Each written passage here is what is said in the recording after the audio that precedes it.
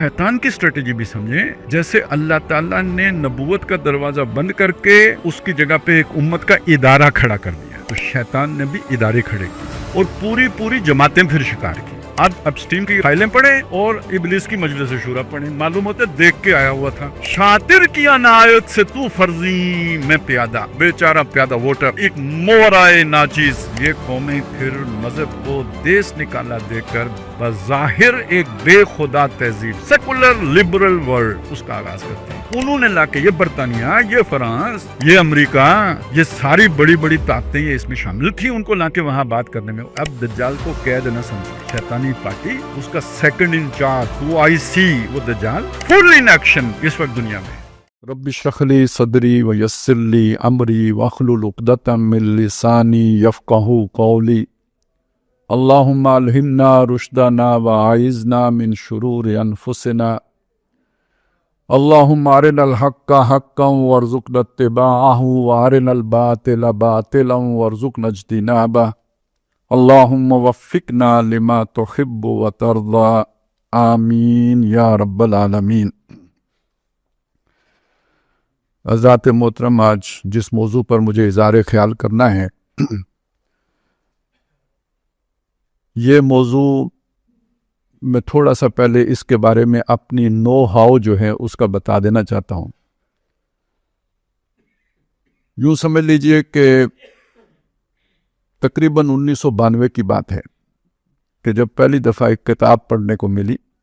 वो इस तरह पढ़ने को मिली कि इधर वाग कैंट में एक साहब होते हैं, वो मुदर्रिस हैं, एक आलिम दीन हैं, काजी ज़फ़रुल हक उनका नाम है। अब मुझे ये याद नहीं कि उन्होंने वो किताब मुझे दी थी किसी को देने के लिए या किसी ने मुझे दी थी उन तक पहुंचाने के लिए, ये मैं बीच में वास्ता था। किताब वो जादू से मुताल्लिक थी और मुझे किताब का नाम भी याद नहीं है, मुसन्निफ़ का नाम भी याद नहीं है, लेकिन ये वाक़या याद है। और उसमें जादू की हकीकत कोई अहले हदीस आलिम दीन थे, उन्होंने बयान की थी बहुत से वाक़यात भी, और उसकी असल जो बुनियाद है उसे वहाँ से उठाया था कि जादू होता कैसे है। ये मेरी पहली दफ़ा मेरे इल्म में वो बातें आई थी। ये एक यूँ समझिए कि एक जैसे कोई बुनियाद उठाते हैं तो ये पहला पत्थर है जो मेरे दिमाग में इसका रखा गया है। फिर उसके बाद जो दूसरी चीज़ पढ़ने को मिली वो मौलाना मुनाज़िर हसन गिलानी रहमतुल्लाह अलैह की सूरह काफ पर जो तफसीर है, उसमें याजूज माजूज का किस्सा है, जो इससे मुतालिक बातें मैं वो कर रहा हूँ। वहाँ से एक नई जो है ना डायमेंशन का इजाफा हुआ। यानी जो यूँ समझिए कि जैसे वो मिस्त्री दीवार बनाता है ना, पहले वो कोने का पत्थर रखता है, फिर उस कोने का रखता है, तो ये दो कोने जो है ना, मेरी दीवार सूतर हो गई, यूँ कह लीजिए। उसके बाद फिर एक और किताब, वो तो एक सीरीज़ थी, वो हिंदुस्तान के एक जो है ना वो कोई साहब थे, मुझे नहीं पता वो आलिम दीन हैं या नहीं हैं, या उनकी बैकग्राउंड क्या है, या उनके जो इल्मी मनाबे हैं वो क्या है, ये मुझे नहीं मालूम। लेकिन उन्होंने दज्जाल पे एक पूरी सीरीज़ की थी, दज्जाल के उन्वानी के साथ। ये तकरीबन 1999 से मैंने या 98 से पढ़नी शुरू की होंगी, और ये कोई आगे 2002-03 तक ये सिलसिला चलता रहा। फिर आपको मालूम है इस मौजू पे बहुत से लोगों ने रत्ब याबिस बहुत कुछ लिखा, इसलिए कि ये मशहूर हो गया। बस आप जैसे आजकल कोई पोस्ट वायरल होती है तो इस मौजू पर आप किताब लिख दें, जो उसमें भर दें बिक जाएगी। तो फिर लोगों ने भरा, स्टोरियाँ भी लिखी, बहुत कुछ हुआ। अच्छा, मुझे भी शौक़ चढ़ा हुआ था, जैसे आजकल लोगों को चढ़ा होता है बाज़ चीज़ों का, तो दीवानगी, मजनून होना, तो आशिक होना, तो वो यानी इस मौजू का उन दिनों दीवाना बना हुआ था। तो मैंने भी कुछ नहीं छोड़ा, न गीला छोड़ा न सूखा छोड़ा, सब पढ़ लिया। ठीक है, ये जो उन दिनों इस पे लिखा गया। फिर वो बीच में एक बात और भी हुई, जिन्नात पर जो मुख्तलिफ हमारे असलाफ ने चीज़ें लिखी हैं, उनमें से भी जो बहुत ही काम की किताबें थी, तहकीकी नोयत की किताबें थी, बहुत मुस्तनद किस्म की किताबें थी, वो भी मैंने इस अरसे में पढ़ ली। बहरहाल नतीजा ये ऊपर से 9/11 हो गया।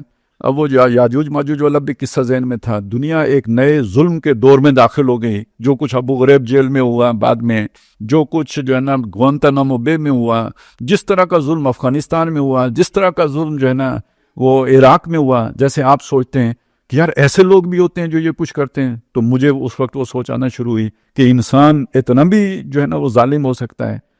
तो एक नया जो है ना यूँ समझे रद्दा लग गया। वो जो सोच बन रही थी, दीवार बन रही थी, उसमें एक नए रद्दे का इजाफा हो गया। تو مجھے اچھی طرح یاد ہے، میں اپنی تشفی کے لیے جب یہ مضمون بیان کیا تھوڑا سا کسی جگہ پہ ڈرتے ڈرتے، تو بعد میں ایک بزرگ جو اپنے ہی ساتھی تھے انہوں نے مجھ سے کہا کہ اس کا فائدہ کیا ہے؟ تو میرے پاس کوئی جواب نہیں تھا کہ اس کا فائدہ کیا ہے۔ آج میرے پاس جواب ہے، اس وقت میرے پاس کوئی جواب نہیں تھا کہ اس کا فائدہ کیا ہے۔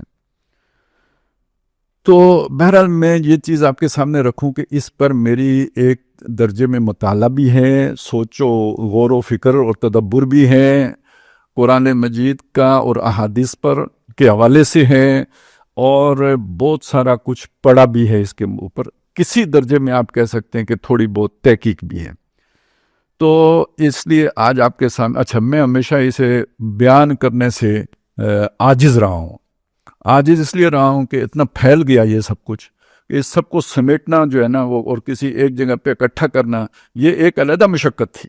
ترتیب و تدوین آپ کہہ لیجئے، مرتب کر کے ایک خیال ہے جو ہے ذہن میں آپ کے، وہ ایک شان میں تو آپ کو ساری چیز کی سمجھ آتی ہے، لیکن یہ کہ اب اسے بیان کرنا ہے، پریزنٹنگ فارم میں لے کے آنا، ایک علیحدہ وہ اوکھا کام۔ اور میں نے بعض مواقع پہ کوشش بھی کی، یہ کام شروع کیا اور پھر رہ گیا، اور اس کا وجہ شاید یہ بھی تھی کہ لوگوں کو بھی اتنی دلچسپی اس موضوع کے ساتھ نہیں تھی۔ اب یہ جو ہے نا، ہر شر کے اندر خیر ہوتا ہے، ہر خیر کے اندر بھی کوئی کانٹا جیسے پھول کے ساتھ ہوتا ہے تو اس کے ساتھ شر جڑا ہوتا ہے۔ تو اب یہ جو کوئی دنیا میں ہوا تو اس سے مجھے بھی موٹیویشن ملی، اور مجھے لگتا ہے کہ اب وہ ذہن بھی کھلے ہیں کہ یار اس پہ بات کی جا سکتی ہے۔ تو اب میں آپ کے سامنے وہ بات کرنا چاہ رہا ہوں، لیکن مجھے آپ سے ایک تعاون درکار ہے۔ تعاون یہ ہے کہ ہو سکتا ہے ٹائم تھوڑا سا زیادہ لگے، تھوڑا سا نہیں، ہو سکتا ہے زیادہ لگ جائیں، تو وہ ذرا میں پہلے ہی آپ کو متنبع کر دیتا ہوں۔ اور حالت آپ سب سے میری زیادہ پتلی ہے، لیکن یہ کہ آپ اگر کم از کم اس طرف سے مجھے وہ جو ہے نا کمفرٹ دے دیں گے تو مجھے ایک تو سہولت ہو جائے گی۔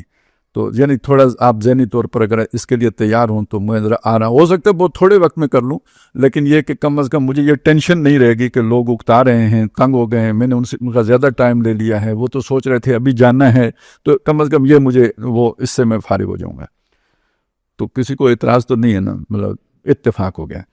اچھا اب آ جائیں جی ان چیزوں کو سمجھنے، میں مختصر رکھوں گا، ظاہر ہے یہ اگر میں اسے لے کے چلوں تو یہ کئی قسطیں اس کی ہو سکتی ہیں، میں مختصر رکھوں گا لیکن پھر بھی طویل ہوگا کیونکہ اس کی پرتیں ہی اتنی ہیں۔ تو جو پہلی بات سمجھنے کی ہے وہ یہ ہے کہ دیکھیں اللہ تعالیٰ ہے اور وہی اصل ہے، اور جب کچھ نہیں تھا تو وہ تب بھی تھا، تو اس نے کریٹ کیا یہ سب کچھ، بگ بینگ سے شروع کیا یا جہاں سے بھی شروع کیا، وہ ایک اس بحث میں نہیں پڑھتا، اگرچہ کہ شروع وہ وہیں سے کرنا چاہیے لیکن میں نہیں کر رہا اس وقت۔ میں صرف آپ کے سامنے یہ رکھ رہا ہوں کہ خالق وہ ہے، یہ ہمارا ماننا ہے۔ ابھی میرے مخاطب آپ ہیں، باہر جو لوگ ہیں وہ نہیں مخاطب ہیں، جو خدا کو نہیں مانتا وہ میرا مخاطب نہیں ہے، جو اس کریشن کو خود بخود مانتا ہے وہ بھی میرا مخاطب نہیں ہے۔ میرا مخاطب وہ ہے آپ، اور آپ جیسے وہ لوگ جو اللہ کو خالق مانتے ہیں، اور وہ ہیں، اب باقی مضمون ان سے متعلق ہے، دوسروں سے متعلق ہے ہی نہیں، وہ ادھر سے ان کا جو ہے نا خواہ ٹائم ضائع نہ کریں۔ تو پہلی بات تو یہ ہو گئی کہ ہمارا یہ ماننا ہے کہ خالق اللہ ہے۔ دوسرا، وہ کوئی کام بے مقصد نہیں کرتا، اس نے گھاس کا تنکا بے مقصد نہیں بنایا، تو اتنی بڑی کائنات اس نے بے مقصد کیوں بنائی؟ اس کا مقصد ہے، اور اس مقصد میں سب سے اہم ترین اس پوری کریشن میں وہ انسان ہے۔ اور ایک اعتبار سے دیکھیں تو یہ ساری کریشن انسان کے لیے ہے۔ وہ جو ہمارے بریلوی بھائی کہتے ہیں نا، وہ ٹھیک کہتے ہیں کہ اگر محمد رسول اللہ صلی اللہ علیہ وسلم کو پیدا کرنا مقصود نہ ہوتا تو پوری کائنات ہی نہ بناتے ہیں۔ ٹھیک ہے، اسی سے سمجھ لیجئے کہ یہ سارے ہم انسان بھی دراصل اس انسان کا جو سب سے اوپر جو شخصیت ہے، انسان کامل، وہ محمد رسول اللہ ہیں صلی اللہ علیہ وسلم، گویا وہ ہم سب کے نمائندہ ہو گئے، تو انہیں اگر نہیں بنانا تھا تو کائنات ہی نہیں بنانی تھی۔ تو وجہ تخلیق کائنات وہ قرار دیتے ہیں محمد رسول اللہ کو صلی اللہ علیہ وسلم۔ بالکل مجھے 100% اتفاق ہے، کسی کو اس پہ میرا خیال ہے دو آراء نہیں ہونی چاہیے۔ وہ جو کوئی غلط بات ہوگی تو میں کہہ دوں گا غلط ہے، لیکن جو صحیح بات ہے وہ صحیح ہے۔ تو آپ صلی اللہ علیہ وسلم وجہ تخلیق کائنات ہیں، اور وہ انسان ہے، اور اس انسان کے بنانے کا ایک مقصد ہے جو یہاں پہ اللہ تعالیٰ نے بیان کیا ہے، جو میں نے آیات جو شروع میں تلاوت کی تھی، وَإِذْ قَالَ رَبُّكَ لِلْمَلَائِكَةِ إِنِّي جَاعِلٌ فِي الْأَرْضِ خَلِيفَةً۔ اس سے ایک پتہ لگا کہ انسانوں سے پہلے فرشتے موجود تھے، کائنات بن چکی تھی، فرشتے بھی موجود تھے، دوسری جگہوں سے پتہ چل جائے گا جن بھی موجود تھے. یہ انسان گویا کائنات فرشتوں جنات کے بعد چوتھی مخلوق ہے, ٹھیک ہے, جس کا یہاں پہ ذکر ہو رہا ہے. تو سب سے پہلے کیا بنا ہوگا؟ فرشتے بنے ہوں گے, ٹھیک ہے. اور ایک خیال یہ بھی ہے کہ ارواح انسانیہ بھی ہیں, تو اس کو ایک طرف رکھ دیں. فرشتے پہلے نمبر پر رکھیں, دوسرے نمبر پہ رکھیں آپ کائنات کو, تیسرے نمبر پہ رکھیں جنات کو, یا دوسرے پہ رکھیں جنات کو اور تیسرے پہ رکھیں کائنات کو. یہ تھوڑا سا یعنی یہ انڈے مرغی والا کام ہو جائے گا, لیکن دونوں آگ سے بنے ہیں. یہ اب سائنس بھی مانتی ہے کہ کائنات جو پہلے وہ ناری کرہ تھا نا جس میں وہ دھماکہ ہوا ہے, تو یہ سارا جو ہے نا کائنات وجود میں آئی ہے, تو وہ بھی آگ ہے اور جن بھی آگ سے بنا ہے. تو یہ وہ نور سے پہلی مخلوق بن گئی, نور کی واو اڑا کے الف لگائیں تو نار بن گئی, تو نار سے پھر آگے یہ سب کچھ بنا. اور جب یہ خاک ہوگی, نار راکھ بن گئی, یہ زمین کی اوپر خاک آ گئی, تو اب یہاں سے اللہ تعالیٰ نے اس مٹی سے انسان کو بنایا. کیسے بنایا اس چکر میں ابھی نہیں پڑھتا, لیکن میں آپ کو صرف یہ بتا رہا ہوں, یہ وہ جو ہے نا ترتیب ہے اللہ کی بنانے کی. اب یہ جب انسان کو بنایا نا, اس موقع پہ وہ فرشتوں سے کہہ رہا ہے, وَإِذْ قَالَ, جب کہا, ربوں کا تیرے رب نے, لِلْمَلَائِكَ, فرشتوں سے. اب اللہ کا کلام کس کے ساتھ ہوتا ہے؟ اس سے پہلے فرشتوں کے ساتھ ہی ہوتا ہے. وہی دوست ہیں, وہی اولیاء ہیں, وہی مقرب ہیں بارگاہ عزدی کے. اب انہی سے اللہ تعالیٰ اپنے جو دل کی بات ہے وہ بیان کر رہا ہے, فرما رہا ہے. کیا بات فرما رہا ہے؟ کہ میں انی جاعلن, میں بنانے والا ہوں. اب یہاں بنانے والا ہماری اردو کی وجہ سے ہمیں ترجمہ بنانے والا کرنا پڑتا ہے. اس کا مطلب آپ یہ کہ یوں بھی کہہ لیں, تعینات کرنے والا ہوں, مقرر کرنے والا ہوں, کھڑا کرنے والا ہوں. یعنی جیسے آپ کسی کو کوئی پوسٹ دیتے ہیں, وہ والا معنی بھی اس کے اندر. انی جاعلن, میں بنانے والا ہوں, کر دینے والا ہوں, فی الارض, زمین کے اوپر, خلیفہ, نائب, جانشین. فرشتوں کے لیے یہ بہت بڑا انقلابی اعلان تھا, کیونکہ اللہ تعالیٰ نے فرشتوں کا معاملہ کیا رکھا ہے؟ فرشتوں کا معاملہ یہ رکھا ہے کہ وہ وہی کرتے ہیں جس کا انہیں حکم دیا گیا ہے, اس سے ہٹ کر ہی نہیں سکتے. تو جب ان کے سامنے یہ بات آئی کہ ایک ایسی کوئی ہستی اللہ بنانا چاہتا ہے جو جانشین ہوگی, تو جانشین میں تو وہ رنگ ہوگا جو مالک کا رنگ ہے, صبغت اللہ, اللہ کا رنگ. اور یہ کہ فطرت اللہ التی فطر الناس علیہا, لوگوں کی فطرت وہی ہے جس پر جو اللہ کی فطرت ہے, اسی پر اللہ نے لوگوں کو بنایا ہے. تو یہ فرشتوں نے جب یہ دیکھا, بہت بڑا اعلان ہے, انی جاعل فی الارض خلیفہ, نائب بنانے والا ہوں, گویا اسے اختیار دوں گا. آپ کے نائب کا ترجمہ وہ نائب قاصد والا نہ کیجیے گا, یہاں نائب بمانا وائسرائے کے ہے. میں مختصر کر رہا ہوں, صرف اشارے کر رہا ہوں آپ کو. جیسے ملکہ برطانیہ میں بیٹھی ہوئی ہے, اس کا وائسرائے ہندوستان میں حکومت کر رہا ہے قائم مقام کے طور پر, آن ہر بیاف, ہر مجسٹی جو ہے نا اس کے بیاف پر یہ یہاں پر حکومت کر رہا ہے. یہ مطلب ہے میں نائب بنانے والا ہوں, وائسرائے بنانے والا ہوں زمین کے اوپر. تو اب وائسرائے بنانے والا ہوں تو اختیار دوں گا, تو اختیار کا غلط, جہاں اختیار ہوتا ہے اس کے غلط استعمال کا امکان موجود ہوتے ہیں. وہ جو ہے نا اتھارٹی ٹینڈس ٹو کرپٹ, جہاں اتھارٹی ہوگی اس میں اندر رجحان ہوگا کرپشن کا. اور ایبسولوٹ اتھارٹی کے بارے میں کہا جاتا ہے کرپٹس ایبسولوٹلی, جس کے پاس اختیار مطلق ہوگا وہ کلی طور پر جو ہے نا وہ کرپٹ ہو جائے گا. الا اللہ, اس کے پاس مطلق اختیار ہے لیکن وہ کرپٹ نہیں ہوتا. میں نے استثناء آپ کے سامنے رکھ, باقی مخلوق میں جس کے پاس بھی مطلق اختیار ہوگا کرپٹ ہوگا. اس لیے ہم کہتے ہیں یہ امامت معصومہ کے چکر میں نہ پڑو, یا کسی کو معصوم نہ سمجھو. یہ آپ نے اسے ایک ایسا اختیار دے دیا کہ اس کے بعد وہ جو مرضی کرتا پھرے. کسی کو مواخذے سے بری و ذمہ, وہ کیا ہوا ہے ابھی کچھ ہمارے ہاں جو کچھ ہو, یہ ایسا مت سمجھو. ہر کوئی اکاؤنٹیبل ہو تب وہ سیدھا رہے گا, نہیں ہوگا تو خراب ہو جائے گا. کلا ان الانسان لیطغی ان رآہ استغنی, یہ گڑبڑ کر دیتا ہے جب اسے پوچھا نہیں جاتا. تو یہ اصول ہے. اس لیے فرشتوں نے کہا اتجعل فیہا من یفسد فیہا, کیا تو اس کو بنانے والا ہے زمین کے اوپر جو فساد مچائے گا. یہ لفظ نوٹ کیجئے یہاں پہ, بگاڑ پیدا کرے گا, فساد مچائے گا. اتجعل فیہا من یفسد فیہا ویسفک الدماء, خون بہائے گا. اب یہاں پہ تفسیری بحثیں بہت ہیں جو میں اگر شروع کر دوں تو اسی میں ہمارا ٹائم سارا لگ جائے گا کہ بھئی فرشتوں نے یہ اندازہ, ایک تو وہ اختیار کی وجہ سے میں نے تمہید باندھ دی تھی کہ اس کی وجہ سے بھی لگایا, لیکن اور بھی بہت سی آ رہے ہیں, جنات کی وجہ سے لگایا. یہ بھی عین ممکن ہے کہ انسان نما کوئی مخلوق زمین کے اوپر اس سے پہلے موجود رہی ہو جس کو دیکھ کر انہوں نے یہ اندازہ لگایا کہ یہ انسان تو یہ کچھ کرتے ہیں تو یہ سارا کچھ. اب جو ہماری سائنس بتاتی ہے نا کہ یہ تو جو ہم ہیں ہومو سیپین, اس اور بھی تو تھے نا, اور نڈرتھل تھے اور یہ سارے ان انسانوں نے مکا دیے. تو خون خرابہ انہوں نے دیکھا ہوگا, اگر وہ باتیں سچی ہیں تو اس وجہ سے انہوں نے کہا کہ یہ تو خون خرابہ کرے گا. یسفک الدماء. اگلی بات بہت دلچسپ ہے, پتہ نہیں آپ اسے پک کر سکیں گے یا نہیں. وَنَحْنُ نُسَبِّحُ بِحَمْدِكَ وَنُقَدِّسُ لَكَ, ہم آپ کی تسبیح کرتے ہیں, آپ کی تقدیس بیان کرتے ہیں. آپ جلدی گزریں اس مقام سے, آپ کو سمجھ نہیں آئی انہوں نے کیا کہا. اللہ بنانا چاہتا ہے انسان کو, وہ کہہ رہے ہیں یہ تو ایسا ایسا ہے, ہم ایسے ایسے ہیں. اب آپ کو سمجھ آ گئی ہوگی کہ وہ در حقیقت اپنے آپ کو پیش کر رہے تھے. تو اللہ نے کہا جو میں جانتا ہوں وہ تم نہیں جانتے. باقی اس کے بعد اللہ نے اسی وقت ان کو عقل کرا دی اور وہ مان گئے. انہوں نے اپنی ول یا اپنی سوچ یا اپنی خواہش اللہ کی ول کے آگے سرنڈر کر دی. اوکے, کوئی اتنا اختلاف یا اتنی آرزو وہ اللہ تعالیٰ اسے ناراض نہیں ہوتا. فرشتوں کی اس آرزو سے اللہ ناراض نہیں ہوا.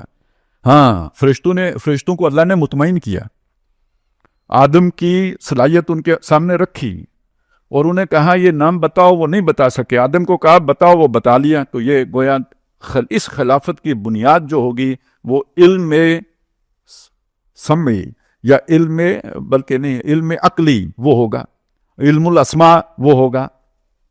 یہ اللہ نے دکھا دیا اور فرشتے سرنڈر کر گئے. وہ سجدہ بھی ہو گیا, آگے جا کے اس کا بھی ذکر آتا ہے. اب سجدے کے موقع پہ ایک واقعہ ہوا, یہاں سے اصل میں یہ ساری کہانی شروع ہوئی ہے.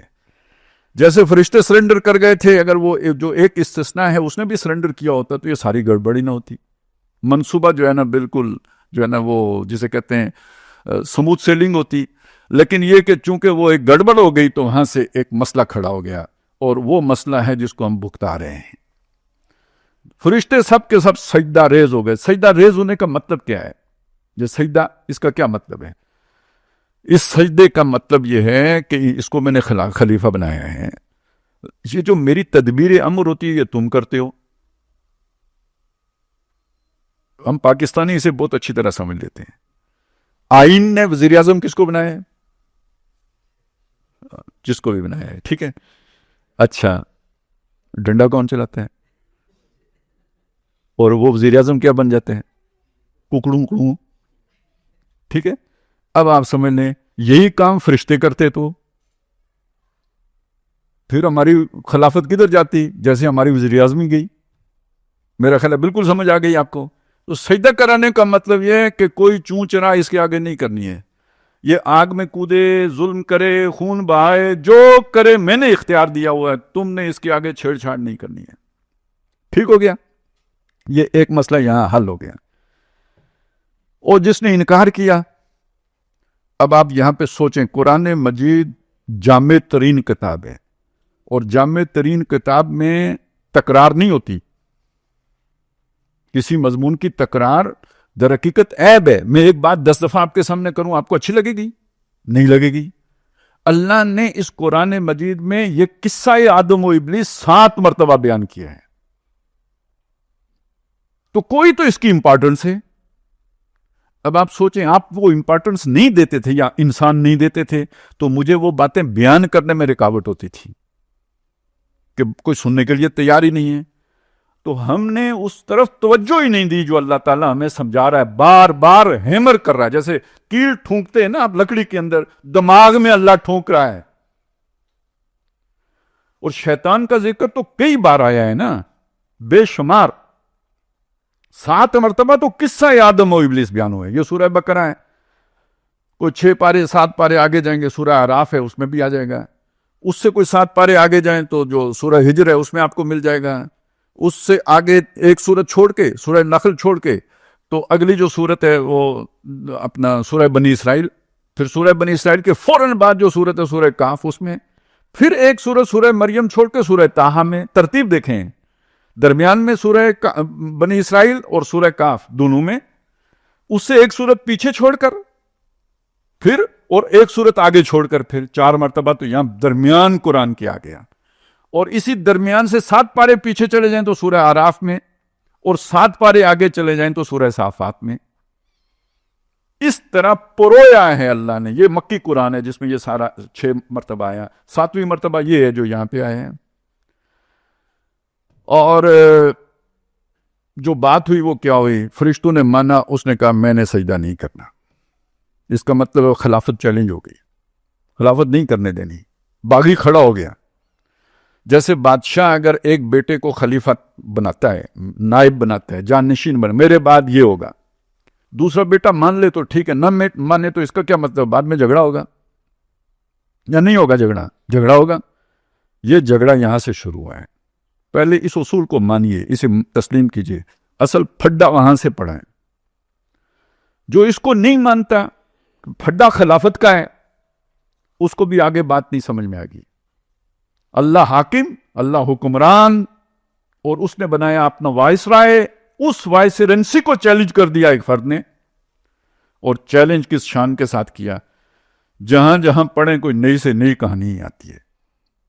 میں ایسے کروں گا، میں ویسے کروں گا، میں یوں کروں گا. وہ میں 7 مقامات آپ کو سناؤں تو پھر بھی آپ سمجھ سکتے ہیں کہ کتنا ٹائم لگ جائے گا. میں نے اس کا جو ہے نا خلاصہ آپ کے سامنے رکھ دیا ہے. البتہ ایک اور مقام میں نے ڈھونڈا ہے، وہ ضرور آپ کو سناؤں گا. یہ ہے سورہ نساء کی آیت نمبر 119. وہاں اس نے بہت سی باتیں کی ہیں، اللہ تعالیٰ نقل کر رہا ہے اس کی باتوں کو. وہاں وہ یہ قصہ نہیں بیان ہوا آدم اور ابلیس کا، لیکن شیطان کے دعوے بیان ہوئے ہیں. اور شاید یہ میری معلومات کی حد تک یہ سب سے زیادہ جو ہے نا جامع مقام ہے. شیطان کے دعووں کے تفصیل سب سے زیادہ اس مقام پر آئی ہے، اس ایک آیت میں، 119 میں، اگرچہ کہ اس سے آگے پیچھے بھی ہے. یہ آیت میں آپ کو لفظاً جو ہے پڑھ کے سنا بھی دیتا ہوں، ترجمہ بھی سنا دیتا ہوں. اس سے آگے پیچھے بھی اسی کا ذکر ہے. اس پر اللہ نے لعنت کر دی، یہ کیا، وہ اس نے دعویٰ کیے تھے، فلانے کیے تھے. لیکن یہ ایک آیت یاد کر لیں، 119 نمبر سورہ نساء کی. اس نے کہا وَلَأُضِلَّنَّهُمْ، اور میں لازماً ان کو گمراہ کروں گا. اچھا، یہ سورہ اعراف میں یہ بات بھی آئی ہے جہاں قصہ بیان ہوا ہے کہ میں ان کے لیے صراط مستقیم کے اوپر بیٹھوں گا. یہ ذہن میں رکھیں، کہاں بیٹھوں گا؟ صراط مستقیم کے اوپر بیٹھوں گا. جو ہدایت پر چل رہے ہوں گے ان کو گمراہ کروں گا نا. تو یہ اب سمجھیں، جو صراط مستقیم پر چل رہے ہوں گے ان کو کیا کروں گا؟ گمراہ. وَلَأُضِلَّنَّهُمْ، ان کو بھٹکاؤں گا. یہ گمراہ کا مطلب سمجھیں کیا ہوتا ہے؟ گم، کوئی شے گم ہو گئی، گم. راہ، راستہ، صراط مستقیم راستہ ہے، وہ ان سے گم کراؤں گا. کلیئر؟ یہ ہے مطلب اُضِلَّنَّهُمْ. میں ان کو اُضِلَّنَّهُمْ، میں انہیں لازماً گمراہ کروں گا. اور کیا کروں گا ان کے ساتھ؟ وَلَأُمَنِّيَنَّهُمْ، میں انہیں امیدیں دلاؤں گا. یہ کیا چیز ہوتی ہے؟ کیریئر، کاروبار، 19 کو 20 بنانا، ایک اچیو کر کے مزید کی جد و جہد، اور حل من مزید، کچھ اور بھی مل جائیں. یہ بھوک کبھی مٹتی دیکھی ہے آپ نے؟ جن لوگوں کو یہ بھوک لگ جائے کبھی مٹتی دیکھی ہے؟ 1 ارب ہو جائے مٹ جائے گی، 2 ارب ہو جائے مٹ جائیں گی، 10 خرب ہو جائے مٹ جائے گی، نسلوں کا جمع کر کے مٹ جائے گی. یہ بھوک کون لگاتا ہے؟ جس کو لگی ہو وہ جان لے لگانے والا کون ہے. یہ کام، وہ کام، فلانا کام، ڈھینگا کام، یہ کر لوں، وہ کر لوں، ایسا کر لوں، ویسا کر لوں، پھر اس کے بعد توبہ کروں گا، پھر چلا لگاؤں گا. تبلیغ والوں کو وعدہ کر کے ٹرخاتا رہتا ہے. یہ کام باقی ہے. تو یہ امیدیں، دنیا کی امیدیں، وشفل تھنکنگ، یہ وہ جو وہ قصہ نہیں آتا اس والا، چلی، شیخ چلی والا، یہ انڈے ہیں، پھر یہ کروں گا، پھر یہ کروں گا. ہم سب شیخ چلی ہیں، اور یہ شیخ چلیوں کو پھونکے مارنے والا میں ہوں. آگے چلیں. یہ لفظ بہت اہم ہے جو اب آ رہا ہے. وَلَآمُرَنَّهُمْ، اور میں لازمن ان کو امر کروں گا. اب میں نے اس کا ترجمہ جان بوجھ کے نہیں کیا. اس کا ترجمہ جو نظر حسین صاحب نے کیا ہے وہ میں پہلے آپ کو سناتا ہوں. اور انہیں میں سکھاؤں گا. اور مولانا امین حسن اصلاحی نے کیا ہے انہیں میں سجھاؤں گا. یہ مجھے ان کے ترجمے سنانے کیوں پڑے؟ اب میں نے قدیم ترجمے نہیں سنائے کیونکہ وہ آپ کے لیے آؤٹ ڈیٹڈ ہو گئے نا. ذرا تھوڑا نزدیک والا ترجمہ سنایا ہے. اور اصلاحی صاحب کو خاصا ماڈرن آدمی سمجھا جاتا ہے. میں نے ان کا ترجمہ سنایا ہے. تو آپ یہ بات سمجھیں کہ یہ جو امر کا معنی ہمارے ذہنوں میں بیٹھ گیا ہے یہ مکمل معنی نہیں ہے. یہ صرف ایک معنی ہے، حکم دینا. جیسے حاکم حکم دیتا ہے وہ بھی امر ہی ہوتا ہے، اسی لیے اسے آمر کہتے ہیں یا امیر کہتے ہیں، حکم دینے والا. لیکن یہ جو امر کا لفظ ہے اس کے اندر آخر یہ جو معنی صرف اتنا نہیں ہے، مشورہ دینے کو بھی امر کہتے ہیں. آپ نے کسی کو مشورہ دیا، آپ نے اسے امر کیا. آپ نے کسی کو سکھایا، آپ نے کسی کو سجایا، آپ نے کسی کو پڑھایا، آپ نے کسی کو مائل کیا، یہ سب امر ہے. تو یہ سب ذہن میں ہوگا تو یہ یہاں پہ سمجھ میں آئے گی کہ وہ کیا کہہ رہا ہے، میں انہیں سکھاؤں گا. اب میں بعد میں آؤں گا کہ وہ سکھائے گا کیسے، لیکن آپ اللہ کا یہ لفظ بیان کیا ہوا ہے، اس کے معنی کو سامنے رکھتے ہوئے اسے ذہن میں بٹھائیں وہ کرے گا کیا. وَلَآمُرَنَّهُمْ، میں لازماً ان کو سکھاؤں گا.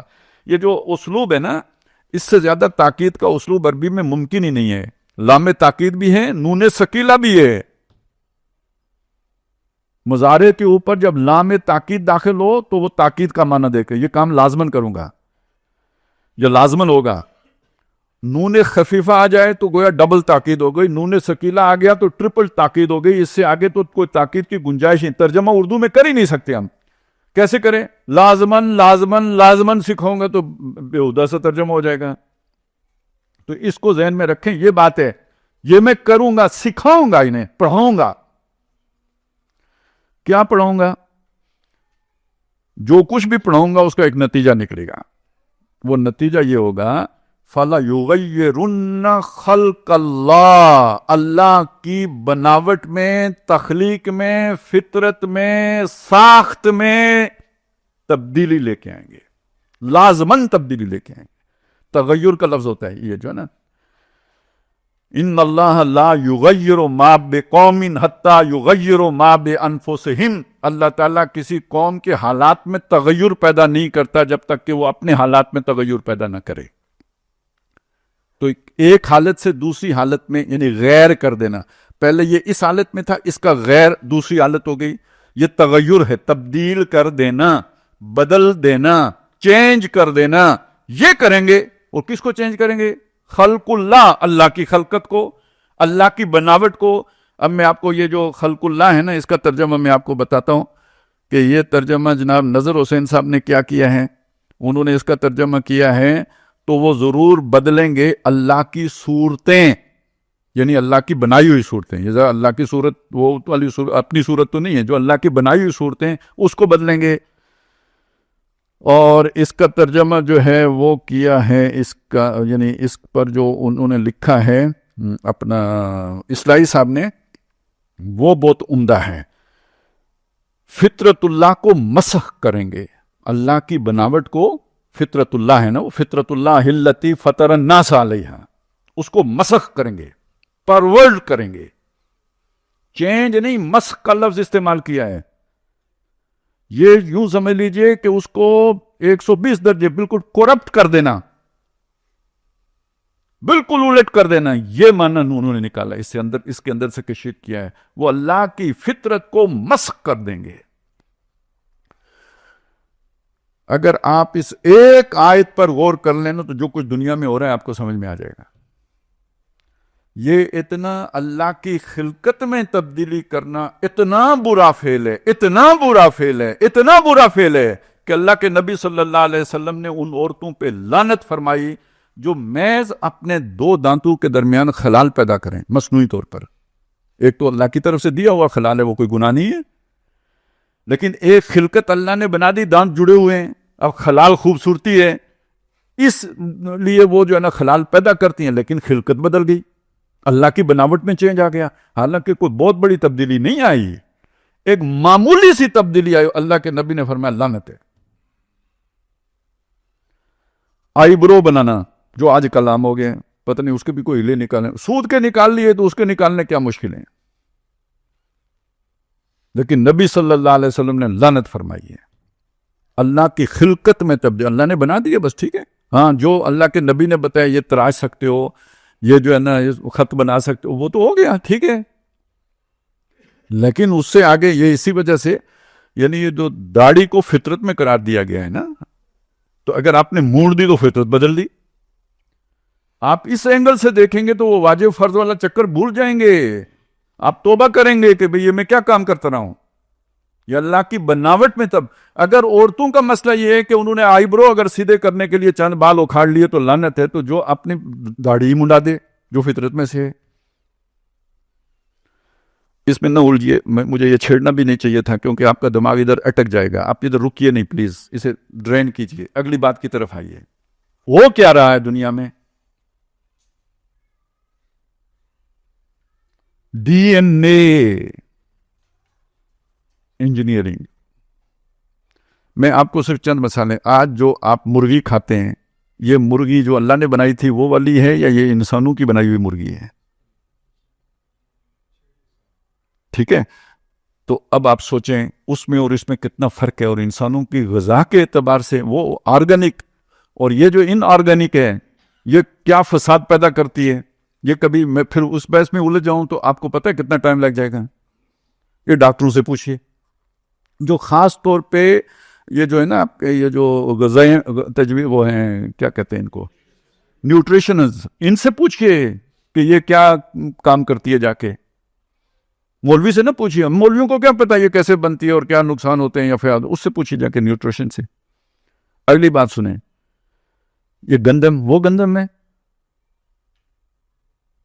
جو پہلے ہوتی تھی. اب آپ جس حکیم کے پاس جائیں گے وہ کہے گا پہلے روٹی چھوڑو, یہ تمہاری بیماریوں کی ساری وجہ یہ گندم بنی ہے. جب اس میں وہ اس کی فطرت بدلیں گے آپ تاکہ زیادہ پیدا ہو, تو وہ جو اللہ نے بیلنس رکھا تھا وہ ڈسٹرب ہو جائے گا. تو جب اس میں فساد ہو گیا یا نہیں ہو گیا, اب وہ آپ کھائیں گے تو وہ فساد آپ کے اندر آیا. لَيُفْسِدَ فِيهَا وَلَيُهْلِكَ الْحَرْثَ وَالنَّسْلَ, کھیتی بھی برباد کریں گے, نسل بھی برباد کریں گے. یہ باتیں آپ کو اس طرح سمجھ بھی نہیں آ سکتی جب تک یہ پورا آپ کے سامنے نہ ہو. تو یہ شیطان نے کہا تھا میں انہیں وہ طریقے سکھاؤں گا کہ جس کے نتیجے میں اللہ کی بنائی ہوئی چیزوں کو چینج کریں گے اور چینج کر کے فساد پیدا کریں. وہ جو فرشتوں نے کہا تھا فساد کرے گا, شیطان نے کہا تھا میں وہ فساد ان سے کرواؤں گا. کروانے کے لیے ان کے ڈی این اے کو بھی بدلوں گا. اب آپ یہاں تک پہنچ گئے نا, ڈی این اے چینج کر سکتے ہیں. کرنے کے لیے میں ان کی جو ہے نا وہ غذائیں بھی فسادی بناؤں گا, ہر چیز ایسی کر دوں گا کہ ان کے لیے بہت آسان ہو جائے گا.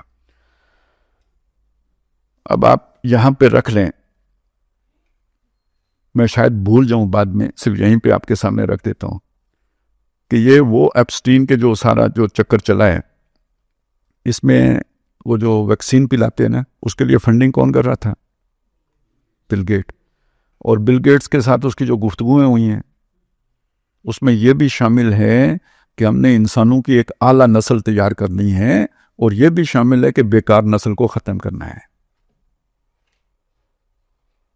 اور ایک اور بات بھی اس نے کہی ہے, میں یہ چاہتا ہوں کہ پوری دنیا میں میرے ڈی این اے سے جو ہے نا وہ نسل پھیلے. اب یہ سوائے سائنس کے طریقوں کے اور طریقے سے تو ممکن نہیں ہو سکتا تھا. اب آپ یہ سوچیں کہ یہ جو مختلف ویکسینیشنز ہوتی ہیں اور کیا ہوتی ہیں اس کے پیچھے کیا کیا فساد ہوگا. دیکھیں بعض لوگوں کو اللہ تعالیٰ بعض چیزیں الہامی طور پر ودیت کر دیتا ہے, انہیں اس کی ساری انٹلیکچوئل ڈائمنشن نہیں معلوم ہوتی, وہ کھڑے ہو جاتے ہیں کہ نہیں کرنا, یہ کام پتہ کچھ نہیں ہوتا کیوں نہیں کرنا, لیکن وہ چیزیں بے بنیاد نہیں ہوتی. میں وہ بنیادیں آپ کے سامنے رکھ رہا ہوں. اب یہ چیزیں چھپی تو نہیں رہ گئی. اب آپ سوچیں 6 مہینے پہلے یہ بات میں آپ سے کہتا ہے, آپ سے آدھے لوگ اٹھ کے مجھ سے لڑتے. ڈاکٹر تو مانتے ہی نہیں, ان کو جو وہی ہوئی ہے نا وہ WHO سے, کیا WHO ہے, ورلڈ ہیلتھ آرگنائزیشن, اس کے مقابلے میں قرآنی وہی بیچاری کی کیا حیثیت ہے. اس WHO کو کون کنٹرول کر رہا تھا؟ اسی جزیرے سے وہ بھی کنٹرول ہو رہی تھی. WHO ساری پریزنٹیشنز ہیں وہاں سے بن کے آتی ہیں. تو اب خیر یہ میں نے ایک بیچ میں یوں سمجھے سائیڈ ایشو بیچ میں ڈال دیا ہے، صرف یہ کہ آپ کو یاد رہے یہ ساری بات، یہ اس کے ساتھ جڑ جائے. آگے چلیں. یہاں تک آپ کو سمجھ آئی کہ شیطان نے یہ کچھ کرنا ہے. اس میں ایک اور چیز کا میں اضافہ کر دوں.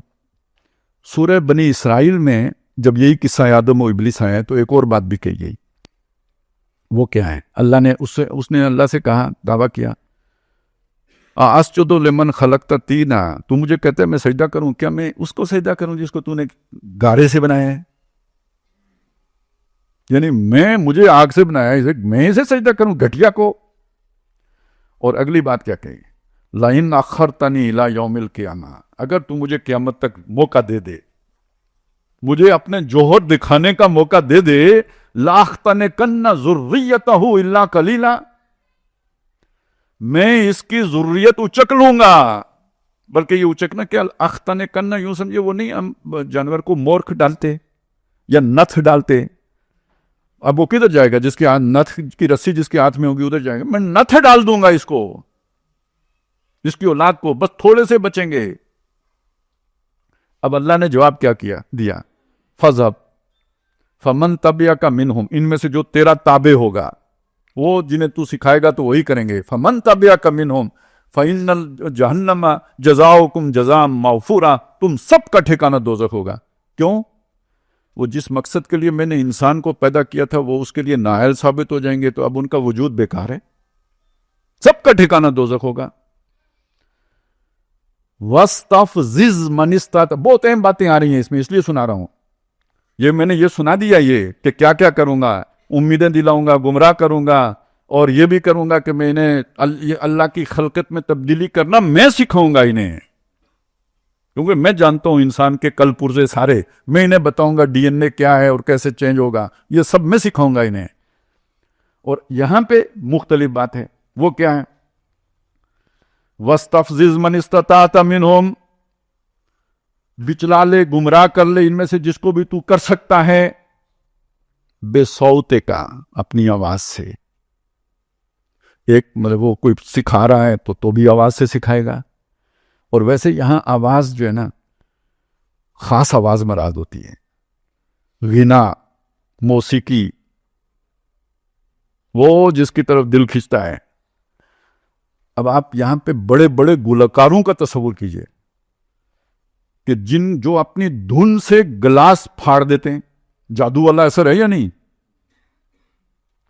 ایسے ایسے گلوکار گزرے ہیں جن کے بارے میں یہ کہا جاتا تھا اس کے گلے میں بھگوان بولتا ہے. ٹھیک ہو گیا؟ اچھا، یہ جو ہمارے عام جو شاعر لوگوں کو جس طرح کے خیالات آتے ہیں، کیا کہوں میں، گل و بلبل، لب و رخسار، اور وہ کہتے بھی ہیں، آتے ہیں غیب سے یہ مضامین خیال میں. کوئی سمجھ آئی؟ اللہ تعالیٰ تو فحاشی نہیں پھیلاتا. فحاشی کون پھیلاتا ہے؟ قرآن نے بتایا نا، شیطان پھیلاتا ہے. تو جو شاعر فحاشی پھیلا رہے ہیں ان کو وہ غیب، کس غیب سے وہ مضامین خیال میں آ رہے ہوں گے؟ سمجھ آئی؟ لَآمُرَنَّهُمْ، سکھاؤں گا میں، مضمون میں سکھاؤں گا انہیں. زخرف القول غرورا، دلکش باتیں ہوں گی، جیسے سنہری چیز ہوتی ہے اس طرح سنہری اسلوب، سنہری الفاظ، سنہری جو ہے نا وہ ان کی ہوگی، وہ طرز ہوتی ہے نا، وہ طرز بے دل میں ریختہ کے نا، تو وہ طرز ہوتی ہے. تو یہ طرزیں انہیں میں سکھاؤں گا. تو گمراہ کر ان کو ان کی آوازوں سے، اپنی آواز سے، بے صوتے کا.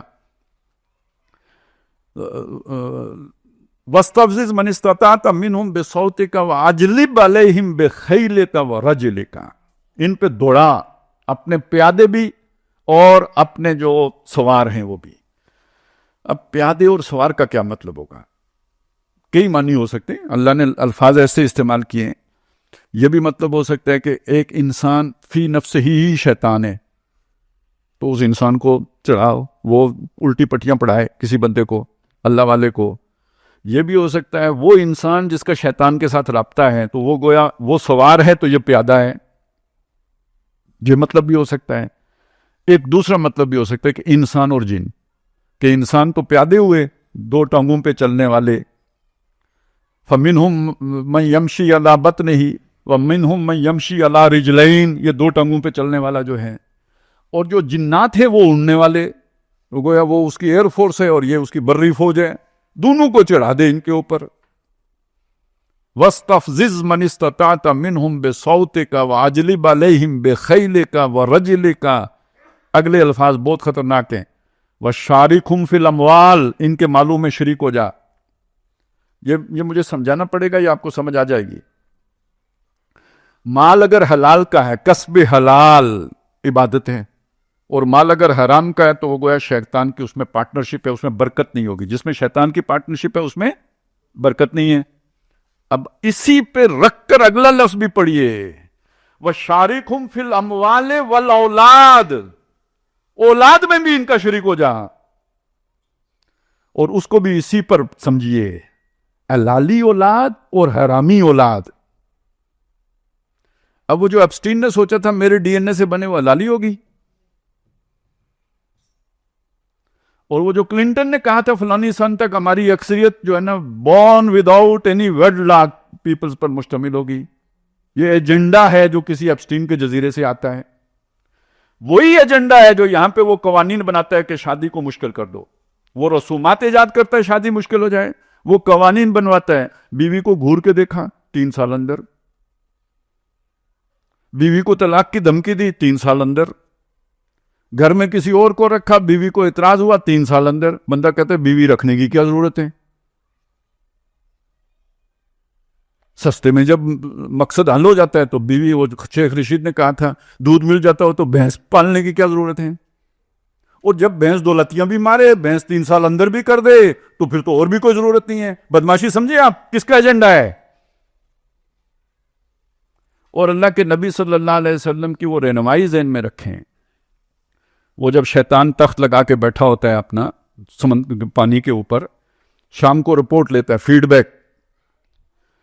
اب وہ کوئی آتا ہے میں نے جنگ عظیم کرا دی، کوئی کہتا ہے کیا کر دیا، ایک چھوٹا سا جو ہے نا بوتنا سا آتا ہے، وہ کہتا ہے میں نے میاں بیوی کے درمیان لڑائی کرائی، کہ میاں بیوی کے وہ اٹھ کے اسے گلے لگاتا ہے، اصل کام تو نے کیا۔ اللہ کے نبی کچھ سمجھانا چاہ رہے ہیں ہمیں، گھر تباہ کرنا شیطان کا ایجنڈا ہے۔ وہ جو فساد ہو، کیوں؟ اولاد ہی فسادی پیدا ہوگی۔ گھر ہوگا تو رحمان کے بتائے ہوئے جو پروٹوکول ہے اس کے مطابق ہوگا تو رحمان کی حفاظت میں ہوگی، شیطان کا اثر نہیں ہوگا۔ اور اس گھر کی پروٹیکشن کے بغیر اور اللہ کے پروٹوکول سے ہٹ کر پیدا ہوگی، وہ شیطان کے اثر میں ہوگی۔ فساد گویا بنیاد میں ہی سے شامل ہو گیا۔ اس لیے وہ چاہے اللہ کے نبی نے فرمایا شر الثلاثۃ ولد الزنا، 3 ہے نا، ایک جو پیدا ہوا، 2 وہ ہیں جنہوں نے وہ کرتوت کی، ان میں سب سے شریر نتیجہ ہوتا ہے زانی اور زانیہ سے بڑھ کر جو فسادی وہ ولد الزنا ہے۔ یہ بات ذہن میں رکھیں، ایجنڈا ذہن میں رکھیں، وہ فساد ذہن میں رکھیں۔ تو فَاسْتَفْزِزْ مَنِ اسْتَطَعْتَ مِنْهُمْ بِصَوْتِكَ وَأَجْلِبْ عَلَيْهِمْ بِخَيْلِكَ وَرَجِلِكَ وَشَارِكْهُمْ فِي الْأَمْوَالِ وَالْأَوْلَادِ وَعِدْهُمْ، وعدے کر، وہ جو پیچھے ہم نے پڑھا تھا اُمَنِّيَنَّهُمْ، میں خوب انہیں امیدیں دلاؤں گا، وعدے کر، سبز بات دکھا۔ آپ اگر اسے سمجھنا چاہیں نا تو یہ میں نے پیچھے کوئی جادو وادو پر میں نے کافی کوئی بات کی، مجھے وہ یہ بھول گیا تھا میں، یہودی جادو سیکھ کے کیا کرتے تھے؟ میاں بیوی میں جدائی، وَيُعَلِّمَانِ مِنْهُمَا مَا يُفَرِّقُونَ بِهِ بَيْنَ الْمَرِّ وَزَوْجِهِ، وہ اس سے سیکھتے تھے، يَتَعَلَّمُونَ مِنْ، ان سے سیکھتے تھے جو فرشتوں سے، وہ جادو جس کے ذریعے سے میاں بیوی میں جدائی ڈالتے تھے، یہ شیطانی ایجنڈا وہ بھی کرتے تھے۔ یہ جو ہے نا شَارِكْهُمْ فِي الْأَمْوَالِ وَالْأَوْلَادِ وَعِدْهُمْ، انہیں وہی لمبی امیدیں دلا، وَمَا يَعِدُهُمُ الشَّيْطَانُ إِلَّا غُرُورًا، اور شیطان کے وعدے دھوکے کے سوا کچھ نہیں ہے۔ تو میں آپ کو بتا یہ رہا تھا کہ یہ جو جزیرے پہ جو لوگ جاتے تھے، تو بلکہ وہ واقعہ سنا رہا تھا، وہ پچھلے دنوں میں نے کوئی اس طرح کی بات کی نا، تو کوئی ہندو ہے اس نے نیچے کمنٹ کیا ہے کہ یہ آپ لوگ خام خام ایک مسلمان اور ایک کسی اور کا ذکر کیا، یہ جادو کے پیچھے پڑے ہوئے ہیں، حالانکہ جادو میں بہت انرجی ہے. ٹھیک ہے، یہ نوٹ کریں، جادو میں بہت انرجی ہے. اگر آپ اس چیز کو سمجھیں تو اگلی بات بھی سمجھیں. ہمارے ایک بہت بڑے سائنٹسٹ تھے جنہوں نے یہ بات کہی تھی کہ ہمیں جنات سے بھی انرجی حاصل کرنی چاہیے. اس پہ لوگ بہت ہنسے تھے. اب آپ کو سمجھ آئی جنات میں انرجی ہے. جادو جو ہے یہ جنات اور انسانوں کے بامی میل ملاپ سے آگے چلتا ہے، تو یہ وہ انرجی ہے. ٹھیک ہو گیا؟ اگلی بات سمجھیں. یہ جو لوگ اس جزیرے پہ جاتے تھے سارے پہلے ہی سے بہت بڑے بڑے لوگ ہیں. اس کو لوگ سیکس سکینڈل کے طور پر اور ہنی ٹریپ کے طور پر دیکھ رہے ہیں. بالکل غلط. شیطان سے انرجی لینے کے لیے جاتے تھے. اب آپ سوچیں، یہ ایک اچھے گلوکار کو یہ انرجی چاہیے یا نہیں چاہیے؟ یہ کسی بھی شعبے کے ایکسپرٹ کو ایکسیلنسی کے لیے یہ انرجی چاہیے یا نہیں چاہیے؟ وہ سائنٹسٹ ہو، وہ خطیب ہو، وہ گلوکار ہو، وہ پلیئر ہو، کسی بھی کھیل کا پلیئر ہو، ہر ایک کو یہ ایکسیلنسی چاہیے. اور یہ اس انرجی کے بغیر ممکن نہیں ہے جو اس جزیرے سے ملتی تھی. باقی یہ جو بادشاہ لوگ ہوتے ہیں ان کو تو وہ تو پاور، خیر فرعون کو بھی چاہیے تھی تو آج کے لوگوں کو بھی پاور چاہیے. یہ ایک وجاہت ہوتی ہے جو بندے کو دوسرے پہ روب پڑ جائے. لوگ آپ کے جو ہے نا، اب یہ اتنے بڑی تعداد میں لوگ، بندے کو گھر والے گھاس نہیں ڈالتے، یہ اتنی بڑی مخلوق بندوں کے پیچھے کیسے چل پڑتی ہے؟ یہ کرزمیٹک پرسنالٹی کیسے بنتی ہے؟ یہ کرزما کون دیتا ہے؟ دیکھیں یہ نبیوں کی پرسنالٹیز بھی ایسی ہیں، وہاں کرزما اللہ کی طرف سے ہوتا ہے، وہ بھی کرشماتی شخصیت ہیں. دجال کی شخصیت بھی کرشماتی ہوگی، اس کو وہ انرجی کون دے گا؟ اگر یہ دو باتیں آپ آمنے سامنے رکھ کے دیکھ لیں تو یہ دونوں کا مقابلہ آپ کو سمجھ میں آ جائے گا. یہ سب اس کرزمے کے لیے جاتے تھے، اس انرجی کے لیے جاتے تھے، اس کے بغیر یہ ہو نہیں سکتا تھا. اچھا اب آگے چلیں. بات کیا ہو رہی تھی؟ یہ شیطان ہے جس نے خلافت کے رستے میں رکاوٹ ڈال لی تھی. یہ اس کا منصوبہ ہے جو آپ کے سامنے آ گیا.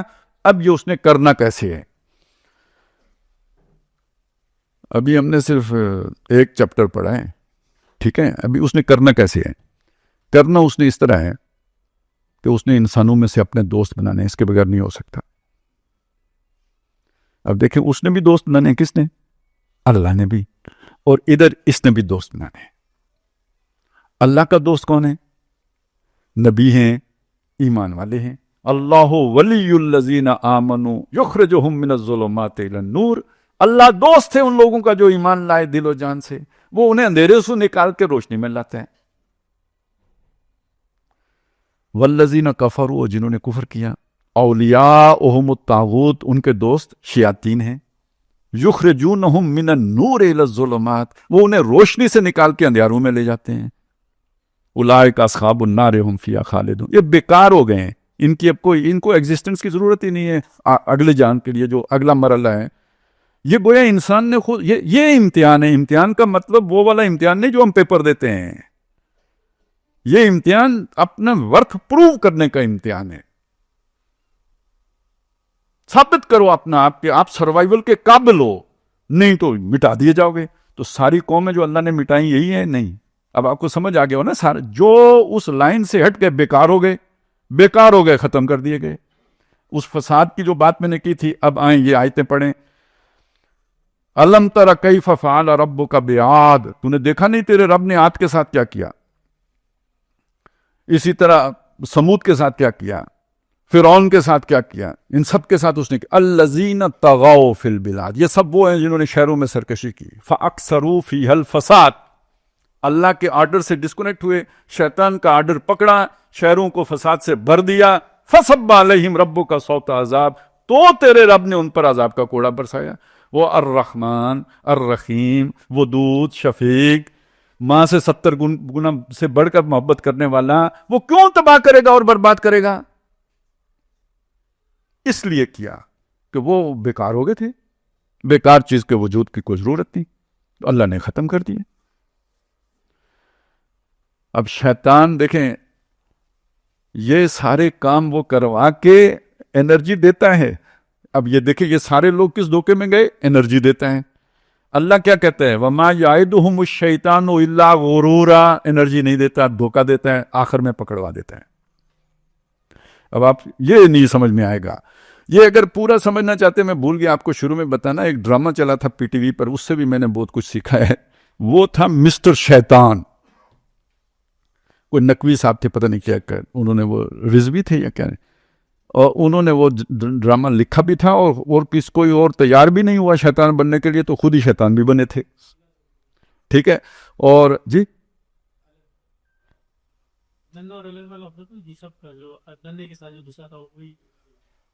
نہیں وہ نہیں، یہ کمال احمد رضوی تھے. ہاں جی، ننا کا نام کمال احمد تو نہیں تھے. ایسا مجھے کنفیوز نہ کریں، مجھے تقریر کرنے دیں. اچھا، میں آپ کو جو اس بات کو سمجھیں کہ وہ جو مسٹر شیطان کا رول تھا نا، وہ کسی کو سمجھ نہیں آتا. ایک بندہ ہے، اس کو وہ کہتے ہیں دولت مند بننے کے لیے جو ہے نا ہیروئن اسمگل کرنی پڑے گی. وہ کہتے ہیں میں کیسے کروں؟ وہ کہتے ہیں مدد کروں گا. وہ اسے لے جاتا ہے، اس جگہ پہ لے جاتا ہے جہاں پہ بکتی ہے، سودا کرواتا ہے، بڑا ہر طرح سے فیسیلیٹیٹ کرتا ہے. پھر گاڑی کا انتظام کرتا ہے، سب کچھ کرا کے نا، تو جب وہ ایئرپورٹ پہ پہنچتا ہے نا، تو وہ ایف آئی اے والے کو خود بتا کے پھنسا دیتا ہے. اب یہ سمجھ میں نہیں آیا کہ ابھی تک یہاں تک دوست تھا، تو یہ ابھی آ کے اس نے پکڑوا کیوں دیا؟ یہ آپ کبھی نہیں سمجھ سکیں گے اگر آپ غزوہ بدر کے احوال سورہ انفال میں نہ پڑھیں. وہ ابو جہل کو، وہ ہمت ہار رہا تھا ابو جہل، تو اسے کہا فکر نہ کرو میں تمہارے ساتھ ہوں. وہ ایک قبیلے کا سربراہ بن کے آ گیا کہ ہم بھی آپ کو سپورٹ کریں گے، آپ فکر ہی نہ کریں. خود شیطان اپنے اصل روپ میں نہیں ہے، ابو جہل کو نہیں پتا یہ شیطان ہے. وہ ایک آدمی بن کے آ گیا، سردار کنانا یا کوئی اس طرح کا قبیلہ، اس کا سردار بن کے آیا کہ آپ ہماری طرف سے فکر مندی نہیں، ہم تو آپ کے ساتھ ہی ہیں. اور جب بدر میں پہنچایا نا، ہم نے سامنے جب لشکر کھڑے ہو گئے، اس نے کہا اللہ حافظ. اس نے کہا ابھی چھوڑ کے جا رہے ہو اس موقع پہ؟ انہوں نے کہا جو میں دیکھتا ہوں وہ تجھے نظر نہیں آتا، اب جاؤ. آپ شیطان کا ایجنڈا سمجھیں، وہ آپ کا دوست نہیں، وہ کسی کا دوست نہیں، وہ نہ ٹرمپ کا دوست ہے. اب دیکھیں، اللہ کی دوستی سچی دوستی، شیطان کی دوستی دھوکے کی دوستی. وہ نہ ٹرمپ کا دوست ہے، نہ یہودیوں کا دوست ہے، نہ انسانوں کا دوست نہیں. وہ دوستی کا دھوکہ دیتا ہے. وہ اگر یہودیوں کا دوست ہے تو ان کو دھوکہ دینے کے لیے ان کا دوست ہے، اور وہ دھوکہ کھا رہے ہیں کہ اس کے ساتھ دوستی کر کے بیٹھے ہوئے ہیں. وہ اگر عیسائیوں کا دوست ہے تو وہ دھوکہ کھانے کے لیے، ساری دھوکے کی دوستی ہے. لہذا وہ پھر یہ جو فائلز جو ہوتی ہیں نا، ایک موقع پہ آ کے ریلیز کر دے، اس کا ایجنڈا جب پورا ہو جاتا ہے، وہ توبہ کا دروازہ تو اب بند ہو گیا، اب پکڑوا دو. پکڑائیں گے تو توبہ کا دروازہ بند ہوگا. اگر آپ وہ کتاب پڑھیں تلبیس ابلیس، اس میں بہت سے ایسے واقعات لکھے ہوئے ہیں. ایک راہب کا واقعہ ہے، حدیث میں آیا ہے، وہ بیان ہوا ہے ادھر، کہ وہ نیک آدمی تھا، وہ آخر کرتے کرتے پھنس گیا. اس کے بعد وہ اس کا راز اس نے افشا کیا خود لوگوں کے خواب میں آ کے. اب بندہ سمجھے گا اللہ نے خواب دکھایا، شیطان نے خواب دکھایا، سچا خواب دکھایا. پکڑا گیا. اس کے بعد جب اسے سزائے موت ہو گئی تو شیطان اس کے پاس آیا، اسے کہتے ہیں یار میں تمہیں بچا سکتا ہوں. کہتے کیسے؟ مجھے سجدہ کرو. اب وہ راہب جو ہے اسے سجدہ کرتا ہے، وہ سجدے کے بعد کھلا کے ہنستا ہے. اب جتنی جلدی تجھے پھندا لگے اتنا اچھا ہے، توبہ کا رستہ بند، شرک کر لیا تو نے. آپ شیطان کو سمجھیں، اور یہ اللہ ہمیں سمجھا رہا ہے. اس سورہ انعام میں آیا ہے وَكَذَلِكَ نُفَصِّلُ الْآيَاتِ، ہم اس طرح اپنی آیتیں کھول کھول کے تفصیل سے بیان کرتے ہیں. وَلِتَسْتَبِينَ سَبِيلُ الْمُجْرِمِينَ، تاکہ مجرموں کے رستے کا تمہیں پتہ لگ جائے. ہمیں اس کی فکر ہی نہیں ہوتی، ہم وہ سنتے ہی نہیں، پڑھتے ہی نہیں، دیکھتے ہی نہیں. اللہ سمجھا رہا ہے کہ مجرموں کا رستہ بھی تمہیں آنا چاہیے، صرف صراط مستقیم ہی نہیں، مجرموں کے رستے کا بھی پتہ ہو.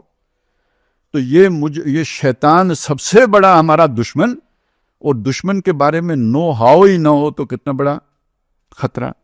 ہم نے دیکھیں شیطان کی سوچ آتے ہی 2 سینگ آ جاتے ہیں. وہ شیطان اگر ایسا ہو تو آدم علیہ السلام اسے دیکھ کے گمراہ ہوتے، اس کی باتوں میں آتے. ہر فراڈیا معصوم چہرہ رکھتا ہے.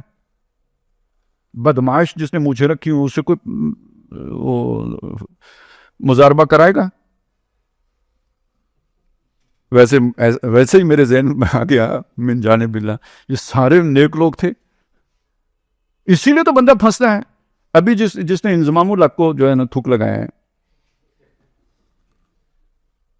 یہ ذہن میں رکھیں، یہ آپ کو پتہ ہی نہیں، فراڈیاں معصوم ہوتا ہے شکل سے، ہر ٹھگ اگر معصوم صورت نہ ہو ٹھگ سکتا ہی نہیں، اور ٹھگا لالچی جاتا ہے۔ تو یہ ہے، تم انہیں دو اور اس کے بعد انہیں پھنساؤ، ٹھگو ان کو جس طرح بھی تم ٹھگ سکتے ہو۔ تو یہ شیطان کو پہچانے، یہ ٹھگنے کے بعد یعنی اس کی دوستی سچی دوستی نہیں ہوتی، یہ کہتے ہیں جتنی جلدی اب دندے لگے اتنا اچھا، تاکہ دوزخ میں جائے، یہ اس کا منصوبہ ہے، ثابت کرنا اللہ کے سامنے یہ غلط آدمی تھا جس کو تو نے جو ہے نا وہ خلافت کے لیے پسند کیا تھا۔ یہ میرا خیال ہے ہم نے کم از کم شیطنت کو ایک حد تک تو بہت اچھی طرح سمجھ لیا، جو بھی اس کے ہتھیار ہیں وہ بھی ہماری سمجھ میں آ گئے۔ اب اگلے چیپٹر پہ چلتے ہیں۔ انسان نے جوں ارتقا کیا ہے سماجی، یہ میں فزیکل ارتقا کی بات نہیں کر رہا، آپ کہیں ڈارون کی طرف نہ چلے جائیں، سماجی ارتقا کی بات کر رہا ہوں۔ دیکھیں دو آدمی تھے، اما ہوا اور حضرت آدم۔ یا ایھا الناس اتقوا ربکم الذی خلقکم من نفس واحدہ وخلق منہا زوجہا، ایک خاندان، اس زمین پوری کے اوپر انسانوں کا ایک خاندان اکیلا، اس خاندان سے آج 7 ارب انسان دنیا میں ہے۔ تو یہ اس ارتقا کی بات کر رہا ہوں۔ یہ مختلف مراحل سے گزرا ہے، انسان کی تنظیم کے بھی مختلف مراحل رہے ہیں، کبھی خاندان ہے، قبیلہ ہے، برادری ہے، پھر وہ کرتے کرتے ریاست بنی ہے، آج آپ نیشن سٹیٹس کے دور میں زندہ ہیں، درجہ بدرجہ اوپر گیا ہے، یہاں تک پہنچا ہے۔ یہ جو انسان آگے بڑھا ہے نا، یہ فرد کی آزادی سمٹتی گئی ہے اور اجتماعیت کا جبر بڑھتا گیا ہے۔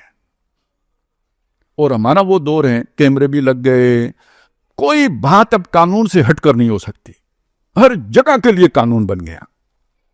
پہلے اتنے قوانین نہیں تھے، اسی لیے سب سے تفصیلی احکامات قرآن میں آئے۔ تورات میں صرف 10 احکامات تھے، احکامات عشرہ کہتے ہیں ان کو، قرآن میں اتنی تفصیل آ گئی۔ تو جب تک تمدن سادہ تھا احکامات بھی تھوڑے تھے، جب تمدن پیچیدہ ہوتا گیا احکامات بڑھتے چلے گئے۔ ایک بات یہ سمجھ لیجیے، یہ تو ہمیں نظر آتا ہے، کیا شیطان نے بھی اپنی کوئی اسٹریٹجی میں فرق ڈالا ہوگا یا نہیں ڈالا ہوگا؟ یہ تمدن کے ارتقاء کا ہی ایک نتیجہ ہے کہ نبوت ختم کرتی۔ یہ بات آپ کو بھلی نہیں لگے گی، یہ آہستہ آہستہ آپ اگر بہت غور کریں گے تو سمجھ میں آئے گی کہ یہ ہمارا جو دور ہے نا، یہ شخصیت کی اطاعت کا یا تابعداری کا یا اتباع کا دور ہی نہیں ہے۔ وہ آخری دور تھا جس کو نبی صلی اللہ علیہ وسلم کو وہ بندے مل گئے کہ جو آپ کے گرے ہوئے وضو کے پانی سے جو ہے نا وہ منہ دھوتے تھے یا پیتے تھے اسے، آج کا انسان کے بس میں ہی نہیں ہے۔ یہ وہ یعنی اس ارتقائی عمل کے نتیجے میں فرق پڑا۔ اب ماں باپ کی کوئی نہیں سنتا، وہ جین زی کا تو کہتے ہیں کوئی اور ہی مخلوق ہے نا جی سے، نہ بریک ہے نہ ایکسلیٹر ہے، چلی جا رہی ہے خدا کے سہارے۔ تو اس زمانے میں شیطان کی اسٹریٹجی بھی سمجھیں، جیسے اللہ تعالیٰ نے نبوت کا دروازہ بند کر کے اس کی جگہ پہ ایک امت کا ادارہ کھڑا کر دیا۔ ہم کہتے ہیں اداروں کا دور ہے، تو شیطان نے بھی ادارے کھڑے کیے۔ اصل میں سمجھانا یہ چاہتا تھا، اور پوری جماعتیں پھر شکار کی۔ اب یہ والا جو حصہ ہے نا، اس کو سمجھیے، اس سب کے پیچھے اصل میں جو انسان کی جس چیز کو ایکسپلائٹ کیا گیا ہے وہ اس کی محرومی یا اس کا حسد ہے۔ یہ 2 الفاظ نوٹ کریں، یہ ایک ہی حقیقت کو بیان کرنے کے 2 الفاظ ہیں، محرومی یا حسد۔ شیطان کا اپنا مسئلہ کیا تھا؟ یہی 2 تھے، خلافت کے اس منصب سے محرومی، نتیجے میں پیدا ہونے والا حسد، اس لیے سجدہ نہیں کیا تھا نا۔ اب اس تاریخ انسانی کو لے کے محمد رسول اللہ پہ آئیں صلی اللہ علیہ وسلم۔ جب آپ صلی اللہ علیہ وسلم پر لائیں گے تو یہی محرومی کس کو لائق ہوئی تھی؟ سوال اٹھائیں ذہن میں، کس کو لائق ہوئی تھی؟ یہودیوں کو۔ آخری نبی ہم سے آئے گا، وہ ادھر سے آ گیا، محرومی لاحق ہو گئی، اور اس کے نتیجے میں پیدا کیا ہوا؟ حسد۔ हसदम मिन इंदि अनफुसिहिम, शैतान की बीमारी, इनकी बीमारी एक हो गई या नहीं हो गई? फ्रीक्वेंसी मिल गई, फितरी इतादी हो गए। क्या हो गए? फितरी इतादी हो गए। और यही महरूमी किसी ना किसी दर्जे में, उतनी शदीद नहीं लेकिन किसी दर्जे में नसारा को भी लायक हुई। उस वक्त हुजूर के अपने दौर में, ये उस वक्त की बात कर रहा हूं मैं, हुजूर के अपने दौर में थोड़ी महरूमी उनको भी लायक हुई, और ये हसद के जज्बात उनके अंदर भी पैदा हुए, उन्होंने भी साजिशें की। लेकिन नबी सल्लल्लाहु अलैहि वसल्लम के बाद और दौरे खिलाफत राशिदा के बाद जितनी शदीद महरूमी यहूद की थी, उससे ज्यादा शदीद महरूमी का शिकार नसारा हुए। वजह समझ लें, यहूदियों को दुनिया में कहीं इक्तदार हासिल नहीं था। एक खन्नास था कि we are the chosen people of the Lord, नखनु अबनाउल्लाह व अहिब्बाहु, हमारे अलावा किसी और में नबूवत आ गई तो ये एक बस पिदरम सुल्तान बूद वाला एक वो था। नसारा मुक्तदिर थे, सल्तनत रोमा, उसके बाजगुजार बादशाह, मुसलमानों ने फेंटी लगा दी सबको। न कैसर रहा, न उनके बादगुजार सल्तनतें रहीं, सब इलाकों पे मुसलमानों ने कब्जा कर लिया। हुआ या नहीं हुआ? इससे कोई दिल में नफरत पैदा नहीं होती। तो वो ईसाइयत जो नुज़ूल कुरान के मौके पे थी वो कोई और थी, और जो साहबा के दौर के बाद जिस तरह के ईसाई थे वो कोई और तरह के थे। वो यहूदियों से ज्यादा शदीद दुश्मन हो गए थे मुसलमानों के। सलीबी कौन थे? लाखों मुसलमान किसने कत्ल किए थे? यरूशलेम मुसलमानों से यहूदियों ने छीना था या ईसाइयों ने छीना था? और इस अरसे में यहूदी मुसलमानों के सपोर्टर रहे।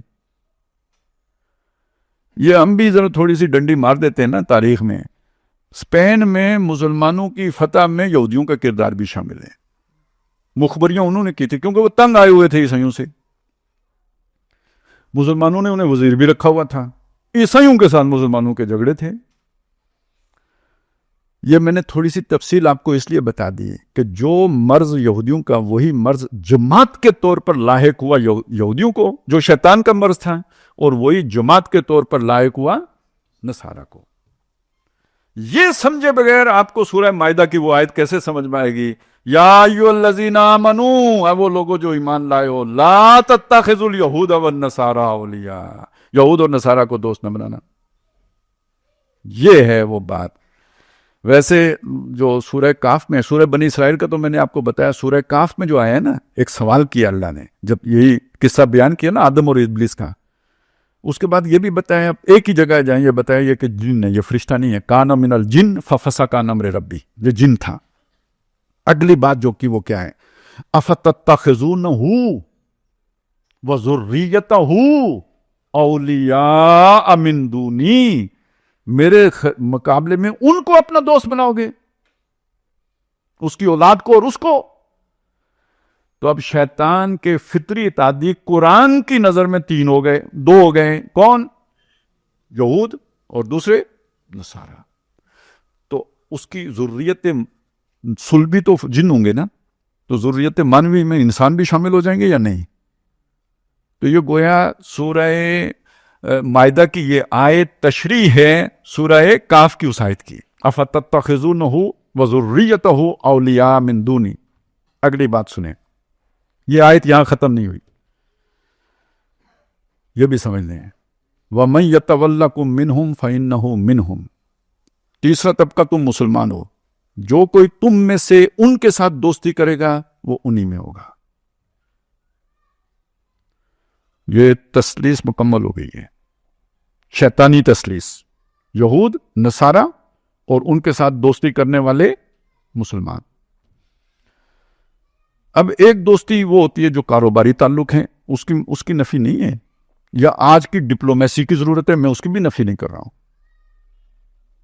अब जरा आप तस्वुर करें उस मुसलमान खातून का जो अमारात में रहती है और उसके एप्स्टीन के साथ ताल्लुकात हैं, वो उसे अब ये तमाशा नोट करें, 18 साल से पहले शादी नहीं हो सकती, वो अपनी 13 साल की बहन उसको पेश कर रही है।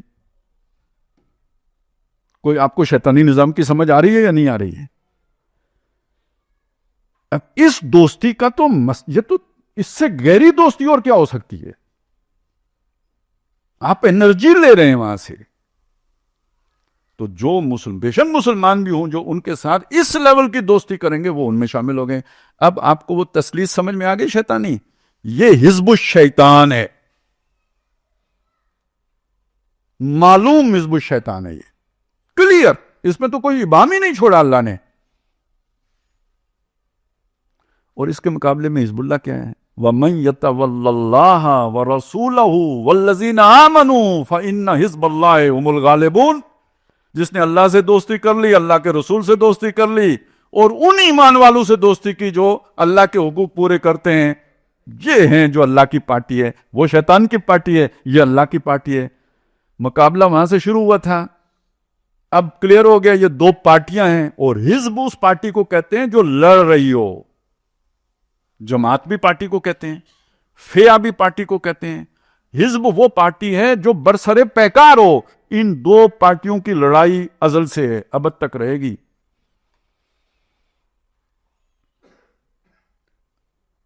اب آپ دیکھیں کہ یہ جو اللہ کی پارٹی ہے، اس کے پاس کنیکشن اللہ سے. طرفہ بِأَيْدِيكُمْ وَطَرَفُهُ بِيَدِ اللَّهِ. اس کا ایک سرا تمہارے ہاتھ میں، دوسرا سرا اللہ کے ہاتھ میں. یہ ایک ہے، اللہ سے تعلق کا ایک نتیجہ ہے، یہ محفوظ ترین. دوسرا اللہ کے نبی صلی اللہ علیہ وسلم، وہ ہم سب کے اہل ایمان کے روحانی باپ ہیں. ہماری شناخت ان سے ہے، ہماری آئیڈینٹی محمد رسول اللہ ہے صلی اللہ علیہ وسلم. دوسری بات ہو گئی. یہی آیا تھا مَن يَتَوَلَّ اللَّهَ وَرَسُولَهُ. تیسرا کیا آیا تھا؟ ایمان والے. یہ کون ہیں؟ یہ آپس میں بھائی ہیں، یہ آپس میں بھائی ہیں. انما المؤمنون اخوۃ. محمد الرسول اللہ ان کے روحانی باپ ہیں. وازواجہ امہاتہم، ان کی بیویاں ان کی مائیں ہیں. یہ حزب اللہ ہے. اب آپ کو یہ سمجھ آئی گئی ہو تو یہ سمجھنا آسان ہے کہ حضور کی توہین کیوں ہوتی ہے، قرآن کی توہین کیوں ہوتی ہے. یہ حزب الشیطان نے یہ نہ کرے تو کیا کرے؟ لڑائی یہی تو لڑنی ہے اس نے.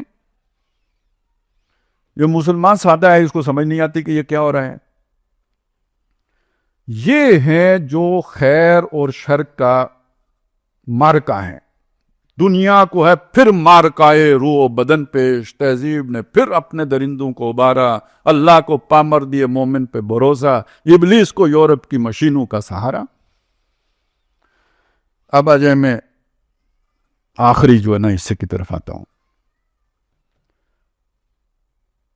اس حصے میں یہ حصہ مطلب یوں سمجھیے کہ پوری گفتگو کے اعتبار سے تو میں آدھے تک پہنچا ہوں، لیکن یہ کہ اس کو میں کوشش کروں گا مختصر کرتا ہوں. بات ساری آ جائے لیکن زیادہ تفصیل میں نہ جاؤں. یہ جو حزب الشیطان کی ایک طرف دیکھیں، آپ ذہن میں رکھیں کہ ایک ذکر آتا ہے قرآن مجید میں دو جگہوں پہ یاجوج ماجوج کا. یہ سمجھ لیجئے کہ ایک پوٹینشل جو ہے نا شیطان کی طرف، جیسے جنات ہوتے ہیں ان میں شر کا مادہ زیادہ ہے، اسی طرح یہ انسانوں کی وہ قسم ہے جس میں شر کا مادہ زیادہ ہے. اور یہ گویا شیطان کے پوٹینشل حزب ہے یا پارٹی ہے. ان میں سے لوگ مسلمان ہو سکتے ہیں، یاجوج ماجوج بھی مسلمان ہو سکتے ہیں، حدیث میں آیا ہے، لیکن ان کا پوٹینشل شر والا ہے. یہ مسلمان ہو کے بھی جھوٹ نہیں چھوڑ سکتے، یہ مسلمان ہو کے بھی کاروباری ہیر پھیر نہیں چھوڑ سکتے. یہ ان کی سرشت میں جیسے جنات جھوٹ نہیں چھوڑ سکتے. تو اب یہ اسی سورہ کاف میں بھی اس کا ذکر ہے، یاجوج ماجوج کا سورہ انبیاء میں بھی اس کا ذکر ہے.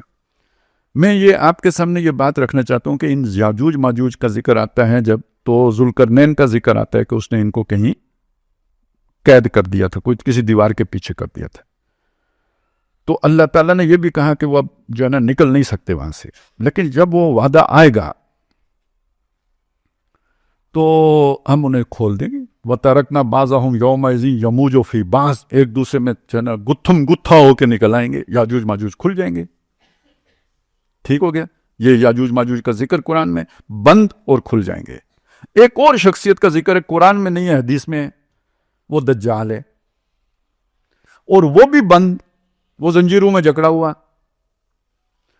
اور اس کے بارے میں بھی حدیث میں یہ آتا ہے کہ ایک وقت آئے گا تو یہ بھی آزاد ہو جائے گا، یہ کھل جائے گا، یہ بند نہیں رہے گا، اس کی بھی یہ جکڑ بندی ختم ہے. تو دو چیزیں ہو گئی جو بند تھیں حضور کے دور میں، بعد میں وہ کھل جائیں گی. ایک یاجوج ماجوج ہیں، دوسرا دجال ہے. اب اس کے ساتھ ایک تیسری چیز جو میں تورات سے لے رہا ہوں، وہ یہ بات ہے کہ ایک چیز تو رہ گئی پچھلے اس میں سے، وہ میں آپ کو بتا دوں. ایک ہے وحی، اللہ سے تعلق، دوسرے ہیں نبی صلی اللہ علیہ وسلم. اس کے بعد ایک تیسری ہے جو مسلمان آپس میں بھائی بھائی ہیں نا، تو اس میں ایک الہام کی اور کیفیت بھی ہے. اللہ تعالیٰ اہل ایمان کو سچے خواب بھی دکھاتے ہیں. شیطان بھی دکھا سکتا ہے، اللہ بھی دکھا سکتا ہے. یہ پھر آپ کو شریعت پر رکھنا ہوگا کہ صحیح خواب آیا ہے یا غلط آیا. بعض اوقات اچانک ذہن میں کوئی بات آ جاتی ہے، جیسے ان کو مضامین غیب سے آتے ہیں تو ادھر بھی مضامین غیب سے آ جاتے ہیں. القاب کوئی بات اچانک اللہ دل میں ڈال دیتا ہے، خیال کے طور پر الفاظ ساتھ نہیں ہوتے یا الفاظ بھی القاء کر دیتا ہے.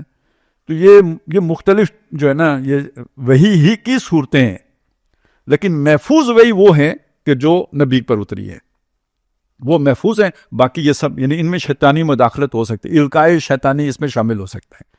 تو آپ کو ایسا نہ سمجھیے کہ ہمیں اللہ نے ویسے ہی جو ہے نا ہاتھ پاؤں باندھ کے شیطان کے آگے ڈال دیا. نہیں، اللہ حفاظت فرما رہے ہیں. روشنی دوں گا، وہ نور دوں گا، وہ تیرے اندھیاروں میں گم نہیں ہوں گے. یہ والا وہ حصہ تھا جو رہ گیا، میں نے کہا یہ ذرا آپ کے سامنے آ جائے. اب آ جائیں جدھر میں بات لے کے چل رہا تھا. تو دو فریق جو ہے نا، دو ایلیمنٹ، ایک دجال اور ایک جو ہے نا وہ یاجوج ماجوج. اب اس کے ساتھ ایک تیسرا بھی شامل کیجئے.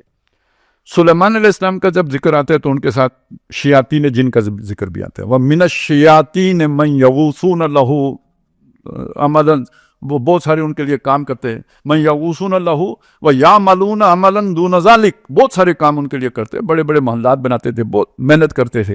اللہ تعالیٰ نے ان کو زنجیروں میں جکڑ کے حضرت سلیمان علیہ السلام کے کام پر لگایا ہوا تھا. وہ سب قید، تمام بڑے بڑے شیطان قید. اچھا، میں اب آپ کو بتا رہا تھا تورات کا. قرآن کا میں نے بتا دیا یاجوج ماجوج کھل جائیں گے. یہ جو شیاطین سلیمان علیہ السلام کے دور میں قید تھے، ان کے بارے میں بھی حدیث میں آیا ہے کہ جب دجال کا خروج ہوگا، یعنی جب وہ کھلے گا، یہ شیاطین بھی سارے کھول دیے جائیں گے جو سلیمان علیہ السلام کے دور سے جکڑے ہوئے چلے آ رہے ہیں. جو دجال ہے اس کا خروج کب ہوگا؟ خروج ایک علیحدہ چیز ہے، وہ آزاد کب ہوگا؟ اس کا اشارہ ہے جو تورات سے ملتا ہے، اور وہ اشارہ یہ ہے، اس میں پہلی خوشخبری نبی صلی اللہ علیہ وسلم کے لیے. فارکلیت آئیں گے، فاران کی پہاڑیوں سے فارکلیت آئیں گے، اور جب وہ آئیں گے تو ان کے 1000 سال کے بعد، اور بھی باتیں میں وہ ساری روک رہا ہوں، 1000 سال کے بعد جو پرانا سانپ ہے وہ یاجوج ماجوج کے لشکر لے کر قدسیوں کے شہروں پر ٹوٹ پڑے گا.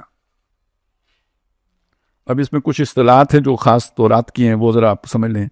ابلیس، وہ شیطان کو، پرانا ابلیس، وہ شروع سے جس نے پھڈا ڈالا ہوا ہے. اور پرانا سانپ، ابلیس لعین، سانپ کا لفظ ابلیس کے لیے آ گیا. یاجوج ماجوج آپ سمجھ گئے کہ ان کے لشکر لے کے ٹوٹ پڑے گا. کس پر؟ قدسی. قدسی کون؟ محمد رسول اللہ کی امتی، عبادی الصالحون، یہ قدسی ہو گئے. وہ جو میں حزب اللہ ہے، اس پر ٹوٹ کون پڑیں گے؟ یاجوج ماجوج کے لشکر ٹوٹ پڑیں گے. اور اب آپ دیکھیں حضور صلی اللہ علیہ وسلم سے 1000 سال کے بعد رینائنسنس، مذہب مخالف ایک تحریک اٹھتی ہے یورپ سے، اور یہ قومیں پھر مذہب کو دیس نکالا دے کر بظاہر ایک بے خدا تہذیب، سیکولر لبرل ورلڈ، اس کا آغاز کرتے ہیں. اس سیکولر لبرل ورلڈ کا اب سارا تیا پہنچا ہو گیا ہے. وہ بہت بڑی مذہبی ریاست ہے، مذہب شیطان کے اوپر عمل پیرا. سمجھ آئی؟ لیکن چونکہ وہ شیطان دھوکہ دیتا ہے، فراڈ کرتا ہے، وہ کبھی مذہبی ہو کے ڈنڈورا کیا پیٹا؟ لبرل ہونے کا، سیکولر ہونے کا. یہ وہ سارا ऑर्डर कौन दे रहा था पीछे से ये पूरा निजाम बनाने का? शैतान दे रहा था। और इंटरेक्ट दज्जाल कर रहा होगा, 1000 साल हो गया था ना। और कुद्दसियों के शहर देखें, 1492 नबी सल्लल्लाहु अलैहि वसल्लम, 571 पैदाइश, 610 के लगभग जो है ना वो वही का आगाज, और उसके आप 30-33 के करीब आप सल्लल्लाहु अलैहि वसल्लम का वसाल कर लें। 1400 यानी ये बात हो रही है ईस्वी की, और 1600 यानी बन जाती है 1000 आगे लेके आए, तो ज़रा सा उसके पीछे 100 साल ही पीछे चले जाएं तो जो आप जाके यूरोप में बैठे थे वो आपके हाथ से निकल गया। 1492 में सकूते गरनाता हो गया। उसके 6 साल के बाद वास्को डी गामा ने, देखिए आप ये जो सल्तनत उस्मानिया थी ना, ये जो आपने पिछले दिनों ड्रामा देखा है, वो बहुत ताकतवर थी। उधर से तो पेनिट्रेशन मुमकिन ही नहीं था कि वो यूरोप से आगे बढ़ के कुद्दसियों के शहरों पे टूटते। तो रास्ता ढूंढा है 1498 में वास्को डी गामा ने, वो अफ्रीका के नीचे से round the cap of good hope, वहां से वो लेफ्ट मुड़ा है स्पेन से नीचे उतर के, तो और वो पहुंच गए हिंदुस्तान। अंग्रेज आना शुरू हुए और यहाँ पे पहले वो बादशाहों के साथ तिजारत और ये वो, और करते करते उन्होंने कुछ इलाज मालजे भी किए हमारे बादशाहों के, उन्होंने बदले में प्लाट अलाट किए, और फिर करते करते ईस्ट इंडिया कंपनी छाती चली गई और सल्तनत मुगलिया का सूरज जो है वो गुरूब होता चला गया। 150-200 साल लग गए इस सारे अमल में, लेकिन 1857 को जो है ना वो सल्तनत बरतानिया का यहाँ पे बाकायदा जो है ना वो झंडा गाड़ दिया गया और मुसलमानों के इक़्तिदार का सूरज, कुद्दसियों के शहर गैरों के कब्जे में चले गए, और जो कुद्दसी रह गए वो कहीं जाके मुकाबले कर करके आखिर थक हार के 1867 में दारुल उलूम बना के उसके अंदर बैठ गए, दुनिया से कट कर। चारा ही नहीं रहा, असहाबे काफ की मानित उसकी सुन्नत जिंदा करने पर मजबूर कर दिए गए। और फिर ये हिंदुस्तानी फौजी थी जो भर्ती होके जिन्होंने जाके अरब में यरूशलेम, जिसको आज हम रो रहे हैं, मस्जिद अक्सा, ये तुर्कों से छीन कर अंग्रेजों को दिलाया। तुर्कों से छीन कर अंग्रेजों को दिलाया।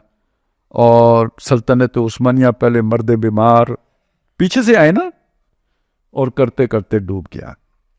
चाक कर दी तुर्के नादान खिलाफत की कबा, सादगी अपनों की देख औरों की यारी भी देख, और ये हो गया। अब आप सूरह अंबिया में जो याजूज माजूज का जिक्र आया वो सुने। वह हरामुन अला करियतिन अहलकनाहा अन्नहुम ला यरजून, जो बस्ती हलाक कर दी गई दोबारा वो आबाद नहीं हो सकती। मैं ज़्यादा तफसीरी निकात में इस वक्त नहीं जा सकता, सिर्फ इतनी बात आपके सामने अर्ज कर दूं। ज़ाहिर सदूम, अमूरा, आद, समूद का जिक्र नहीं हो रहा, ये किसी ऐसी बस्ती का जिक्र हो रहा है जो दोबारा आबाद हो सकती है। वो कौन सी बस्ती है? जो बस्ती अल्लाह ने अलाट की थी यहूदियों को, यरूशलेम। वो यरूशलेम उनके हाथ से निकल गया, जब कुरान नाजिल हो रहा है उनके हाथ में नहीं है। ये अब यरूशलेम में वापस यहूदी नहीं आ सकते। हत्ता इज़ा फुतिहत याजूज व माजूज व हुम मिन कुल्ल हदबिन यंसिलून, जब तक कि याजूज माजूज के लश्कर न खुल जाएं और वो हर टापू से, जजीरे से, साइली इलाके से तेजी के साथ हरकत करते हुए सरीउल हरकत अफवाज लेके ना आ जाएं, उस वक्त तक यह बस्ती दोबारा आबाद नहीं हो सकती। तो यहूदियों को लाके यहाँ किसने आबाद किया? नसारा ने आबाद किया। अब वो फ्रंट लाइन हो गए हैं। अब यहूदी पीछे चले गए थे, वो फ्रंट लाइन पे आ गए हैं। आप अभी तक उसी बात में हैं कि नसारा तो हमारे कुछ हमदर्द हैं, यहूदी ज्यादा सख्त हैं। वक्त के दरिया में बहुत सा पानी जो है वो बह गया है, अब चीजें पलट गई थी, बदल गई थी। यहूदियों से ज्यादा सख्ती जो है ना वो ईसाइयों, वो ज्यादा सऊनी थे। उन्होंने लाके ये बरतानिया, ये फ्रांस, ये अमेरिका, ये सारी बड़ी बड़ी ताकतें ये इसमें शामिल थी, उनको लाके वहां बात करने में। आज तक उन्हें प्रोटेक्शन कौन देता रहा? यही ताकतें देती रही। वह हब्लुम मिनन नास, इन पर अल्लाह ने जिल्लत मुसल्लत कर दी है الا بحبل من اللہ و حبل من الناس، سوائے اس کے کہ کوئی لوگوں کی مدد سے یا اللہ کا ہی کوئی خاص منصوبہ ہو تو یہ وقتی طور پر انہیں کچھ حاصل ہو جائے، وگرنہ یہ تو نکال دیے گئے تھے، یہاں دوبارہ نہیں آ سکتے۔ اور سورہ بنی اسرائیل میں اللہ نے فرما دیا تھا آ بھی جائیں گے آخری دور میں، فَإِذَا جَاءَ وَعْدُ الْآخِرَةِ جِئْنَا بِكُمْ لَفِيفًا، آج یہاں سے نکال دیا، جب آخری وعدے کا وقت آئے گا ہم تمہیں لپیٹ کے واپس لے آئیں گے۔ تو کس کی مدد سے واپس آئے؟ یاجوج ماجوج کی مدد سے واپس آئے۔ اور وہ ان کے پیچھے کون تھا؟ پرانا سانپ۔ تو یہ قومیں کون ہوئی؟ یہ اس میں سمجھ میں آئی نا، یہ یاجوج ماجوج کی قومیں ہیں۔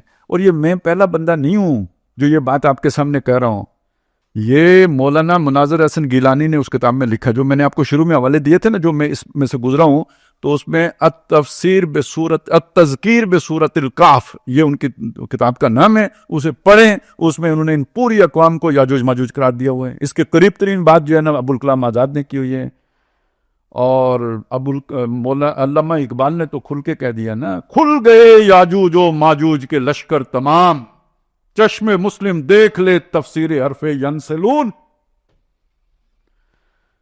یہ جو میں نے آپ کے سامنے پورا مضمون رکھا ہے نا، یہ اللہ نے 1 صدی پہلے اقبال پر کھول دیا تھا۔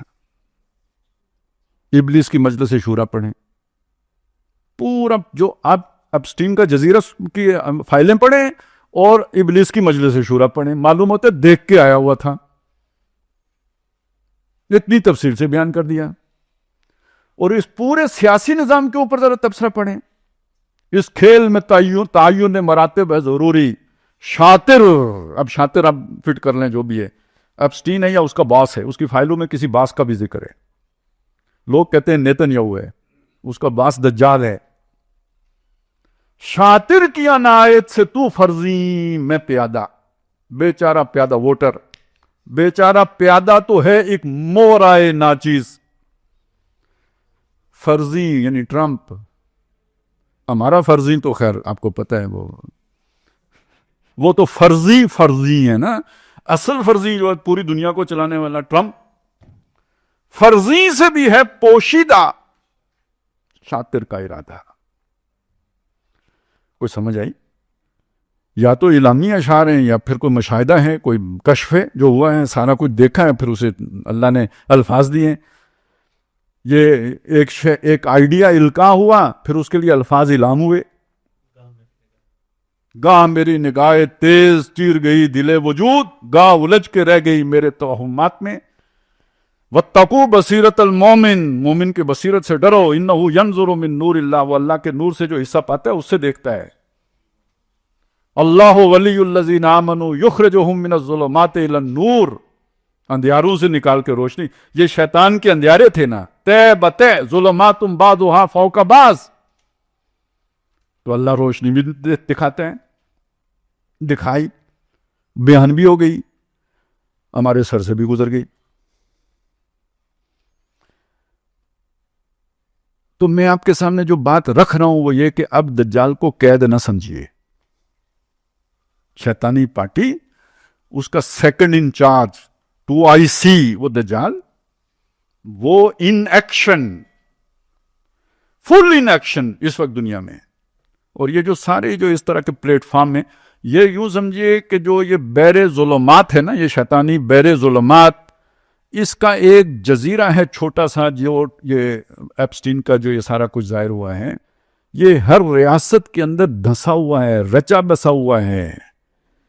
خون میں یعنی جیسے رگوں میں خون دوڑتا ہے، اس طرح ریاست کے اسٹیٹ کرافٹ کے اندر یہ نظام دوڑتا ہے۔ ایپسٹین کے جزیرے پہ جو کچھ ہوا، کیا لاہور کے جاوید نے 100 بچے نہیں قتل کر کے اسی طرح ختم کیے؟ جو کچھ آپ نے ایک واقعہ پڑھا تھا، وہ جو قصور کی کوئی بچی تھی جو اغوا کر کے بے دردی سے قتل کر کے وہ جو کر دی تھے، اس کو جوڑ دیتے ہیں بچوں کے ساتھ زیادتی۔ یہ مسئلہ سارا شیطانی ہے۔ یا یہ اسلام آباد میں وہ جو ایک لڑکی قتل ہو گئی تھی، وہ جو اپنے دوست نے، نور مقدم، یہ کوئی یعنی جسے آپ کہیں نا، یہ کوئی جنسی فعل نہیں ہے، یہ شیطانی عمل ہے۔ اب اس کو سمجھ لیں، بس یہ آخری جو ہے نا، یہ بہت اہم بات ہے. یہ جو شیطانی عمل ہے اس کا مطلب کیا ہے؟ انسان کو گھٹیا ترین ثابت کرنا. یہ کس کا وہ تھا؟ شیطان کا ایجنڈا تھا. یہ سارا کچھ کیے بغیر، جس سے کراہت آئے، خود ہمیں بھی آتی ہے. تو اب شیطان اس کا کتنا حظ اٹھاتا ہوگا کہ میں نے I have done my job, جو اس کی اس لیے بھی ضرورت ہے. اور دوسری بات یہ کہ جنہوں نے بعد میں انسانوں کے اوپر ظلم کرنے ہیں، ان سے پہلے یہ سارا کچھ اگر نہیں کرایا جائے گا تو حکمران بن کے ایٹم بم کیسے گرائیں گے؟ آپ بٹن دبانے سے پہلے سوچیں کہ یہ جہاں جا کے پھٹے گا کیا ہوگا. آپ اس کے بعد بٹن دبا سکتے ہیں؟ تو لوگ فیصلے کرتے ہیں. وہ پائلٹ بعد میں پاگل ہو جاتے ہیں. فیصلہ کرنے والے کو کچھ نہیں ہوتا. تو پہلے اس کی ضروری تربیت بھی تو ضروری ہے نا، اس لیول کی. یہ وہ تربیتی پروگرام ہے. یہ ٹرانسفارمیشن کا پورا پروجیکٹ ہے، انسان کو ٹرانسفارم کرنے کا. اب آئیں فَلَا يُغَيِّرُنَّ خَلْقَ اللَّهِ، ایک تو وہ ڈی این اے بدل کے شروع ہی سے ٹرانسفارم کر دو. اور جن کا ہے انہیں پھر رفتہ رفتہ، دیکھیے حضور نے فرمایا تھا ہر پیدا ہونے والا بچہ فطرت سلیم پر پیدا ہوتا ہے. یہ اس کے ماں باپ ہیں جو اسے بدل کے کچھ سے کچھ بنا دیتے ہیں. تو جو فطرت سلیم پر پیدا ہوئے ہیں ان کو تربیت سے، ماحول سے، ویکسینیشن سے بدل دو. اور جو باقی بچے ہیں ان کی نسل بگاڑ دو.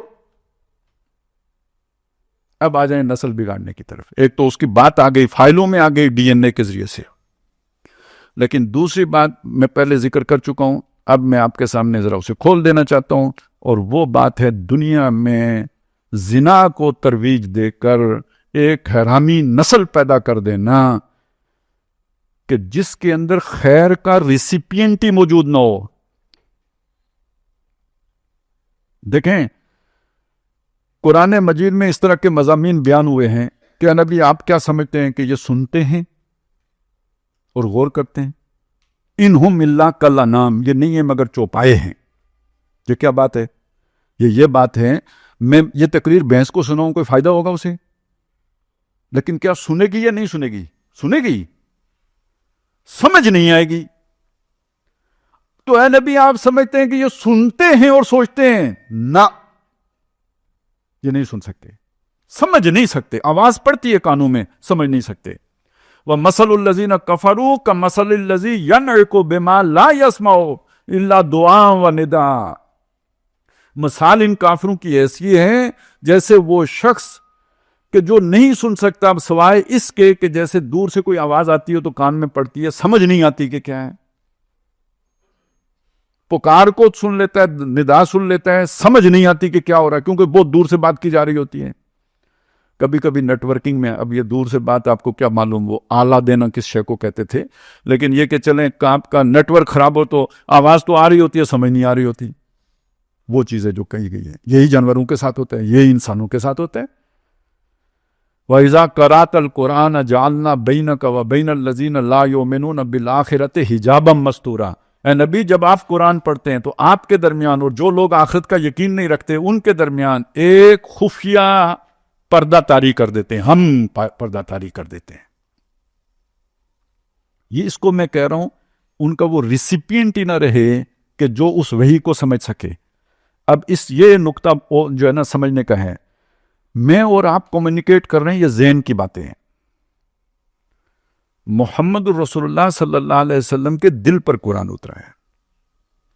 یہ میں آیتیں جو آپ کے ساتھ شیئر کر رہا ہوں یہ آپ سن رہے ہیں، کان سے جا رہی ہیں ذہن میں. یہ اگر دل میں اتریں گی نہیں تو انفارمیشن ہے. دل میں تب اتریں گی جب آپ پہلے سے آپ کے اندر یہ آئیڈیا موجود ہے.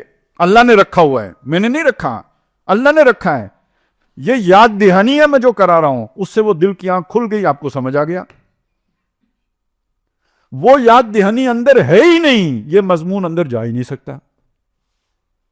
یہ میں کوئی اپنی کہانی نہیں سنا رہا، قرآن میں ہے اللہ نور السماوات والارض. اس کا نتیجہ کیا نکلتا ہے؟ یہ باہر سے نور آ رہا ہے قرآن کی صورت میں، ایک نور اللہ نے اندر بھی رکھا ہے. نورن علی نور، ایک نور اندر ایک نور باہر سے آیا.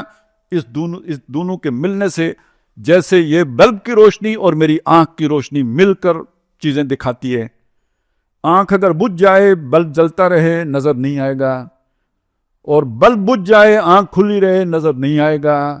تو وہی اور اس دل کے نور کا آپس میں یہ تعلق ہے. یہ دل کی آنکھ اگر یہ زندہ ہوگی تو وہ وہی کو ریسیو کرے گی. اگر یہ مر گئی ہے, پرورت ہو گئی ہے, وہ لفظ جو آیا تھا مسخ کرنا, فطرت مسخ کرنا, اگر یہ مسخ ہو گئی ہے وہ وہی سمجھ میں نہیں آئے گی. یہ ہو گئی پہلی بات. اسی رکوع کے آخر میں ایک بات آئی ہے, او کا ظلمات فی بحر اللجی یغشاہ موج من فوقہ موج من فوقہ سحاب ظلمات بعضها فوق بعض. مثال ان لوگوں کی جو کافر ہوئے, ان کی ایسی ہے کہ جیسے اندھیارے ہوں ایک ایسے سمندر میں جو بہت گہرا ہے, اس کی گہرائی میں وہ اندھیارے ہیں, وہ اندھیروں کے اوپر اندھیرے ہیں. گہرا سمندر, اس کی تہ میں اوپر بادل بھی ہیں, روشنی سورج کی بھی نہیں آ رہی, اور رات ہے تو تاروں کی بھی نہیں آ رہی. ایک ایبسولوٹ ڈارکنس کا تصور ہے. اس کو وہی کیسے سمجھ آئے گی؟ اتنے پردے توڑ کے وہی اس کے دل میں ہے ہی کچھ نہیں. موبائل ہی نہیں ہے تو سگنل کیسے آئیں گے؟ ریسیپینٹ ہوگا, ریسیور ہوگا تو سگنل کیچ کرے گا, وہ ہے ہی نہیں. وَمَن لَّمْ يَجْعَلِ اللَّهُ لَهُ نُورًا, جس کے لیے اللہ نے اندر, یہ اندر والا میں اپنے پاس سے کہہ رہا ہوں, ترجمے وہ الفاظ میں نہیں ہے, تفسیر سمجھ لیجئے. جس کے اندر اللہ نے نور پر رکھا ہو اس کو وہ باہر والا نور سمجھ میں نہیں آئے گا. وہ آنکھ میں روشنی نہیں تو باہر کی روشنی کیسے کارگر ہوگی؟ اب آپ اسے واپس لے جائیں. یہ جو دنیا میں حرام کاری کا دھندا پھیلا رہے ہیں, ایجنڈا چلا رہے ہیں, انجینئرنگ کر رہے ہیں, اس اولاد میں, اس نسل میں اللہ وہ اپنی برکت ڈالے گا کہ جو وہی کو سمجھتی ہے. جو اس برکت سے محروم, وہ جو ماں کے پیٹ میں آ کے 3 مراحل سے گزرنے کے بعد فرشتہ ڈالتا ہے, وہ جان نہیں ہے, وہ ریسیپینٹ ہے جو اللہ کی طرف سے آتا ہے, جسے روح کہا گیا ہے. حدیث میں آتا ہے نطفہ علقہ مضغہ, ان 3 مراحل سے گزر چکا ہوتا ہے تو فرشتہ لا کے اس میں روح ڈالتا ہے. جان ہوتی تو وہ تو ان میں پہلے والوں میں بھی ہے نا, یہ روح کوئی اور شے ہے. قرآن میں آتا ہے کہ ہم نے تمہیں بنایا. ابھی جو آیات میں نے پڑھی تھی نا ادھر, یہ مغرب میں جو لوگ تھے, سورہ مومنون کی ابتدائی آیات پڑھی تھی. آگے کیا ہے؟ وَلَقَدْ خَلَقْنَاكُم مِّن سُلَالَةٍ مِّن مَّاءٍ مَّهِينٍ ثُمَّ جَعَلْنَاهُ نُطْفَةً فِي قَرَارٍ مَّكِينٍ ثُمَّ خَلَقْنَا النُّطْفَةَ عَلَقَةً فَخَلَقْنَا الْعَلَقَةَ مُضْغَةً فَخَلَقْنَا الْمُضْغَةَ عِظَامًا فَكَسَوْنَا الْعِظَامَ لَحْمًا. وہ پورے سارے مراحل گزارے, پورا آدمی اندر بن گیا. وہ 3 مہینے گزر گئے, ہڈیاں بننی شروع ہو گئیں, گوشت چڑھنا شروع ہو گیا. ثُمَّ أَنشَأْنَاهُ خَلْقًا آخر, پھر ایک اور تخلیق پر ہم نے اٹھایا. وہ بیان نہیں کی, وہ حدیث میں آ گئی. وہ اس سے گزرنے کے بعد اس میں لا کے روح ڈالی جاتی ہے. فَتَبَارَكَ اللَّهُ أَحْسَنُ الْخَالِقِينَ. یہ روح وہ ریسیپینٹ ہے جو اس وحی کو ریسیو کرتا ہے. جو ریسیپینٹ صحیح ہے, چپ کہہ لیں, سافٹ ویئر کہہ لیں, جس میں وہ انسٹال ہی نہیں کیا گیا, اس کے سر سے گزرے گا. الفاظ پڑھیں گے کان میں, اللہ, رسول, نیکی, یہ خیر, یہ چیزیں کبھی سمجھ میں نہیں آئے گی. ظلمات بعضها فوق بعض اذا اخرج يده لم يكد يراها ومن لم يجعل الله له نورا فما له. ایک وہ ہے نورن علی نور, ایک یہ ہے جس کے اندر نور نہیں, اس کے لیے کوئی نور نہیں. اب شیطان کا ایجنڈا کیا ہوگا؟ اب وہ بات خلافت سے چلی تھی, میں اسے پہ ختم کرنا چاہتا ہوں. خلافت کس کو ملے گی؟ جو اللہ کے پیغام کو ریسیو ہی نہ کر سکے. جو وائس رائے ہے اس کا کوئی ہاٹ لائن کمیونیکیشن ہونی چاہیے نا. وہ قرآن ہے جس کے اندر اس کا ریسیپینٹ ہی نہ ہو, وہ وائسرنسی کر سکتا ہے؟ تو شیطان فساد جا کے کہاں پیدا کرے گا؟ ایسے انسان, دجال انسان کھڑے کر دو جو اس قرآن کے ساتھ کنیکٹڈ ہی نہ رہیں. تو خلیفہ ہیں, بش خلیفہ تھا, ٹرمپ خلیفہ ہے, جیسے فرعون اور جیسے نمرود تھے. جیسے وہ شیطان تھے ایسے یہ بھی شیطان ہے. اور پوری دنیا میں ابھی وہ میں آپ کو جو بتا رہا تھا امارات کا حال، ویسے فائلیں سب کی، آپ اور میری تو زندگی لگ جائے، وہ پتہ 35 لاکھ صفحے ہیں نا، 35 لاکھ، وہ ابھی کچھ ریلیز ہوئی ہیں، ساری ریلیز بھی نہیں ہوئی، سلیکٹڈ ریلیز ہوئی ہیں، جو خود امریکہ کے مفاد پہ ضرب ڈالنے والی ہیں وہ نہیں ریلیز ہوئی ہیں، اور یہ صرف ایک جزیرے کی خبریں ہیں۔ یہ ہے جنت ارضی شیطان کی اس دنیا میں، دھوکے کی جنت، وہ جو دجال کی تھی جس کا وہ آتا ہے، اس کا ایک جھلک ہے یہ، اس سے بڑی بھی بنائے گا۔ اب میری اور آپ کی حفاظت کس میں ہے؟ کوئی اس وقت وہ اللہ کے نبی نے جو نظام قائم کیا تھا، وہ ایک ذوالقرنین نے دیوار بنائی تھی، محمد الرسول اللہ نے خلافت کی دیوار بنائی تھی، 1000 سال اس کے اثرات کی وجہ سے یہ شر دور رہا ہے، پھر وہ ٹوٹ گئی، وہ دیوار بھی ٹوٹ گئی، خلافت کی دیوار بھی ٹوٹ گئی۔ اب مجھے بتائیں دنیا کی حکومتوں میں سے کوئی حکومت آپ کی ہندوستان سے حفاظت کرنے والی مطلب فوجیں تو ہمارے پاس ہیں، یہ شیطانوں کے ان لشکروں کی ویژن ہی نہیں ہے، ہتھیاروں کا ہی نہیں پتا۔ تو اس میں اللہ تعالیٰ نے جو ہتھیار آپ کے ہاتھ میں دیا ہے نا، وہ اپنی کتاب ہے، اسی سورہ کاف میں آیا ہے وَلَن تَجِدَ مِن دُونِهِ مُلْتَحَدًا، اس کے سوا اپنے لیے کوئی پناہ گاہ نہیں پاؤ گے۔ وَاتْلُ مَا أُوحِيَ إِلَيْكَ مِن كِتَابِ رَبِّكَ لَا مُبَدِّلَ لِكَلِمَاتِ اللَّهِ وَلَن تَجِدَ مِن دُونِهِ مُلْتَحَدًا، اپنے رب کی کتاب کی آیات کو تلاوت ان کی کرو، اس کی پیروی کرو، اس کی اتباع کرو، اللہ کے کلمات کو کوئی بدلنے والا نہیں۔ خلافت دنیا میں اللہ کی قائم ہو کے رہنی ہے، کوئی اسے بدل نہیں سکتا، جتنا بڑا منصوبہ بنا لے اللہ قائم کر کے رہے گا۔ وَلَقَدْ كَتَبْنَا فِي الزَّبُورِ مِن بَعْدِ الذِّكْرِ أَنَّ الْأَرْضَ يَرِثُهَا عِبَادِيَ الصَّالِحُونَ، کر کے چھوڑے گا، اللہ کے ارادے کو کوئی بدل نہیں سکتا۔ لا مبدل لکلماتی، اور خود تمہارے لیے وَلَن تَجِدَ مِن دُونِهِ مُلْتَحَدًا، اس کے سوا کوئی جو ہے نا پناہ گاہ نہیں ہوگی۔ اس سے پہلے سورہ بنی اسرائیل میں وہ جب اس کو کہا جو مرضی کر، تو ساتھ یہ بھی کہا وَإِنَّ عِبَادِي لَيْسَ لَكَ عَلَيْهِمْ بِسُلْطَانٍ، میرے بندوں پر تیرا بس نہیں چلے گا۔ تو اب دوسری بات آ گئی، اللہ سے تعلق مضبوط، اللہ کی بندگی، اللہ کی فرما برداری، بے حیائی سے بچیں، نظروں کی بھی حفاظت کریں، زنا سے دور رہیں، نکاح کو عام کریں، سادہ کریں، آسان کریں، زیادہ کریں، اور اس ادھر قدغن لگائیں، اور نکاح کے بعد بھی فطری حدود کی پابندی کریں، کیونکہ اس سے بھی فساد پیدا ہو سکتا ہے۔ یہ حدیثوں میں آیا ہے سوائے عیسیٰ علیہ السلام کے ہر پیدا ہونے والے بچے میں شیطان کوئی نہ کوئی مداخلت ضرور کرتا ہے۔ نبی صلی اللہ علیہ وسلم کے بھی شروع میں بچے تھے آپ، ایک واقعہ آتا ہے سیرت کی کتابوں میں، پتہ نہیں کسی نے پڑھا ہوگا یا نہیں، کہ آپ کھیل رہے تھے بچوں کے ساتھ، اچانک آپ گر پڑے، تو بچے گھبرا کے بھاگے گئے، تو یہ تو بعد میں حضور نے فرمایا، جو اس سے معلوم ہوا کہ وہ جبریل نے آپ کا سینہ مبارک چاک کر کے دھویا ہے۔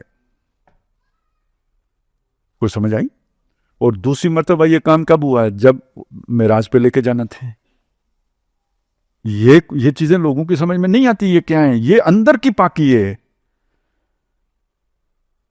تو وہ نکاح کی ساتھ اللہ نے یہ ساری برکتیں رکھی ہیں، اس کی جو ہے نا پابندی۔ وَلَا تَتَّبِعُوا خُطُوَاتِ الشَّيْطَانِ وَمَن يَتَّبِعْ فَإِنَّهُ يَأْمُرُ بِالْفَحْشَاءِ وَالْمُنکَرِ، وہ بے حیائی کو اور برائی کا حکم کرتا ہے۔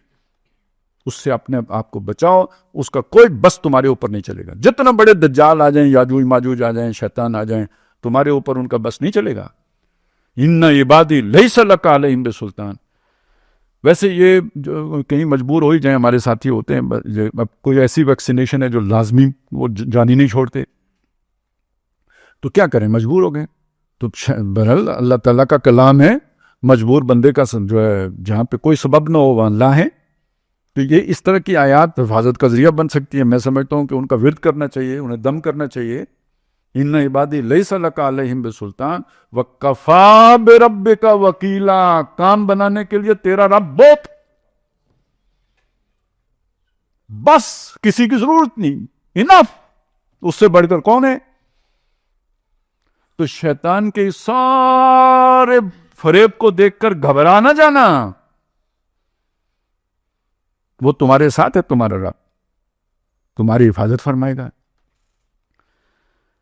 اقبال نے ایک بات اور کہی ہے، وہ اس سے اسی کے ساتھ جڑی ہوئی ہے، آگ ہے، اولاد ابراہیم ہے، نمرود ہے، کیا کسی کو پھر کسی کا امتحان مقصود ہے؟ جو سارا فریب دیکھ کے آپ کو لگتا نہیں، تو پھر ابراہیم علیہ السلامی کو یاد کرو، رب وہی ہے آج بھی، قلنا یا نارو کونی بردم و سلامن علی ابراہیم، ہم نے کہا آگ ابراہیم کے اوپر ٹھنڈی ہو جا۔ یہ ساری شیطان کی چالیں اللہ کے نیک بندوں کے اوپر ٹھنڈی نہیں کارگر ہوگی، گارنٹی اللہ کی۔ بھئی اللہ ان کی مدد نہیں کرے گا تو دنیا میں اللہ کا منصوبہ ہی سارا یہ فلاپ کر دیں گے نا، کرنی ہی کرنی ہے۔ جیسے اللہ نے دنیا میں زندگی برقرار رکھنے کے لیے بارش برسانی ہی برسانی ہے، ایسے ہی اللہ نے حق کو قائم رکھنا ہی رکھنا ہے۔ آپ حق کے ساتھ جڑ جائیں گے بچ جائیں گے، نہیں جڑیں گے، ابھی یہ پھر ایک عرصے کے بعد چلتا ہے۔ یہ نوح علیہ السلام نے بھی فرمایا تھا، جب بددعا دی تھی نا تو اللہ سے کہا تھا ایک گھر باقی نہیں چھوڑنا، لا تذر علی الارض من الکافرین دیارا انک ان تذرہم یضلوا عبادک، اگر تو نے ایک کو بھی باقی چھوڑا یہ تیرے بندوں کو گمراہ کریں گے۔ ولا یلدوا الا فاجرا کفارا، نہیں جنیں گے مگر فاجر اور کافر ہی جنیں گے۔ فاجر سمجھنے ڈھیٹ، بدماش، بے شرم، گناہ کر کے بھی جسے کوئی شرم نہ آئے، جیسے آج کے حکمران ہیں، وہ ایپسٹین والے سارے آپ کے سامنے، کوئی شرم نہیں، کوئی حیا نہیں۔ یہ بے شرم آدمی، ڈھیٹ لوگ یہی جنیں گے، تو یہ جننے کے ساتھ جوڑا انہوں نے۔ تو جب پوری نسل ہی فسادی ہو جائے، ڈی این اے ہی بدل دیا جائے، تو اب اس کے سوا کیا علاج ہے کہ ختم کر دیا جائے؟ تو بچے گا کون؟ جو اپنی حفاظت کرے گا، اپنے وہ جو اللہ نے اس کے اندر امانت رکھی ہے۔ اِنَّا عَرَضْنَا الْأَمَانَةَ عَلَى السَّمَاوَاتِ وَالْأَرْضِ وَالْجِبَالِ، ایک امانت ہے جس کو ہم نے پہاڑوں کے سامنے پیش کیا، آسمانوں کے سامنے پیش کیا، زمین کے سامنے پیش کیا، فَأَبَيْنَا أَن يَحْمِلْنَهَا، وہ بس میں ہی نہیں تھا اس کو کہ وہ اسے اٹھا سکتے، وَحَمَلَهَا الْإِنسَانُ، انسان نے اٹھا لی۔ اب اس کی حفاظت کرو، جو حفاظت کرے گا وہ ایمان اور عمل صالح والا ہوگا، جو نہیں کرے گا کان ظلومن جہولا، اس امانت سے پہلے ظالم بھی تھا، جاہل بھی تھا، یفسد فیہا ویسفک الدماء، خون بہاتا بھی تھا۔ یہ امانت ہے جس نے آ کے اسے کنٹرول کیا، جو اپنی اس امانت کی حفاظت کرے گا وہ سروائیو کرے گا، اور جس نے اپنی وہ امانت ضائع کر دی وہ ضائع کر دیا جائے گا، کوڑے کرکٹ کی طرح ضائع کر دیا جائے گا۔ اب یہ بات دیکھیں کس طرح، پتہ نہیں، مجھے تو بالکل نہیں سمجھ آتی علامہ اقبال کی کہ بھئی وہ یہ کیا چکر ہے۔ پہلی بات سنیں، بڑی مطلب مذاق لگے گی، مذاق کے اندازی میں کیے، ہم مشرق کے مسکینوں کا دل مغرب میں جا اٹکا ہے، وہاں کنٹر سب بلوری ہیں، یہاں ایک پرانا مٹکا ہے۔ اب یہ بالکل ہنسنے والی بات ہے، ایک طرح سے ظریفانہ انداز میں تبصرہ کیا وہ لوگ کہ جو مغرب کو امام بنا کے بیٹھے ہوئے ہیں۔ اگلی بات انتہائی سیریس، اس دور میں سب مٹ جائیں گے، اس دور میں سب مٹ جائیں گے، ہاں باقی وہ رہ جائے گا جو قائم اپنی راہ پہ ہے اور پکا اپنی ہٹ کا ہے۔ راہ صراط مستقیم، ہٹ ایمان، ہٹ دھرمی جسے کہتے ہیں، دھرم نہیں چھوڑنا، مذہب نہیں چھوڑنا، اس سے پیچھے نہیں ہٹنا، یہی بچیں گے، باقی سب فنا کے گھاٹ اتریں گے۔ صاحب بات کہہ دی، اور قرآن نے ایک اصول بیان کر دیا ہے، وَلَا وَاتَّبَعِ الْحَقُّ أَهْوَاءَهُمْ، اگر حق لوگوں کی پیروی، خواہشات کی پیروی کرے، لَفَسَدَتِ السَّمَاوَاتُ وَالْأَرْضُ وَمَنْ فِيهِنَّ، آسمان میں، زمین میں، جو ان کے مابین ہے، سب میں فساد بڑھ جائے۔ یہ اللہ نہیں کرتا، حق کو خواہشات کے تابع نہیں ہونے دیتا، آج دنیا خواہشات کی دنیا ہے یا نہیں؟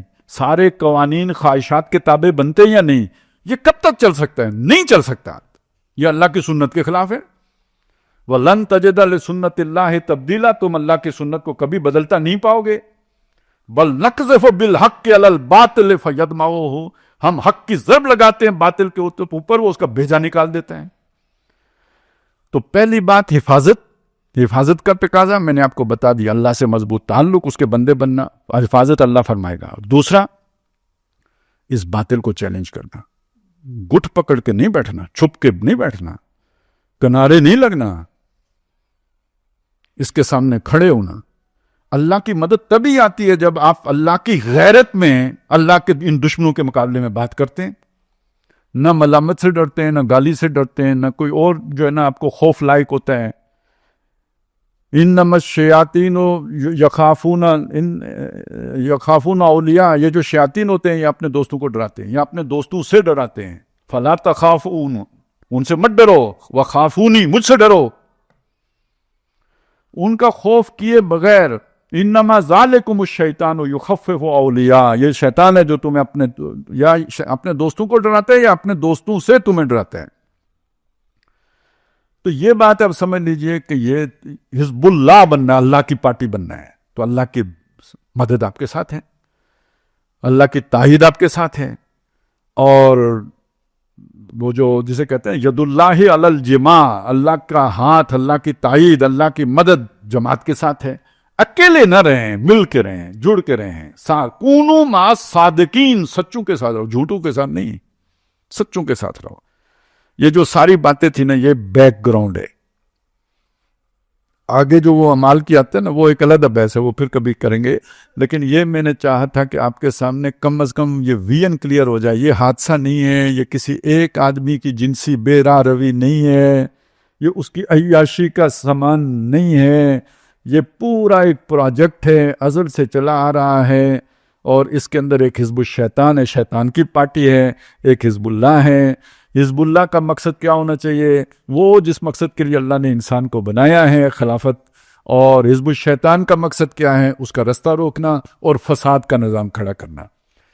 تو یہ جو ہے نا سامنے ہو تو یہ سارا کچھ. اب ظاہر ہے ہم اللہ سے تعلق قائم کرنے کے لیے نماز پڑھتے ہیں، روزہ رکھتے ہیں، حج کرتے ہیں، زکوٰۃ دیتے ہیں، تلاوت کرتے ہیں، نیک اعمال کرتے ہیں، یہ جو میں نے ابھی آپ کو سب بتایا.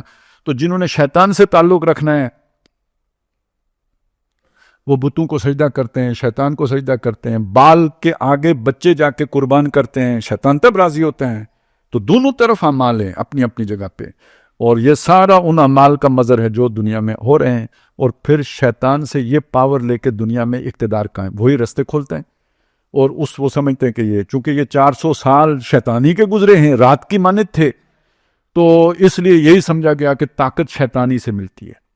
تو جس نے بھی طاقت چاہیے ہو تو وہ پھر یہ رستہ پکڑتا ہے. کاروبار میں ترقی کرنی، وہ جس نے اپنے 13 سال کی بہن پیش کی ہے، وہ کاروبار میں ترقی کرنے کے لیے کی ہے.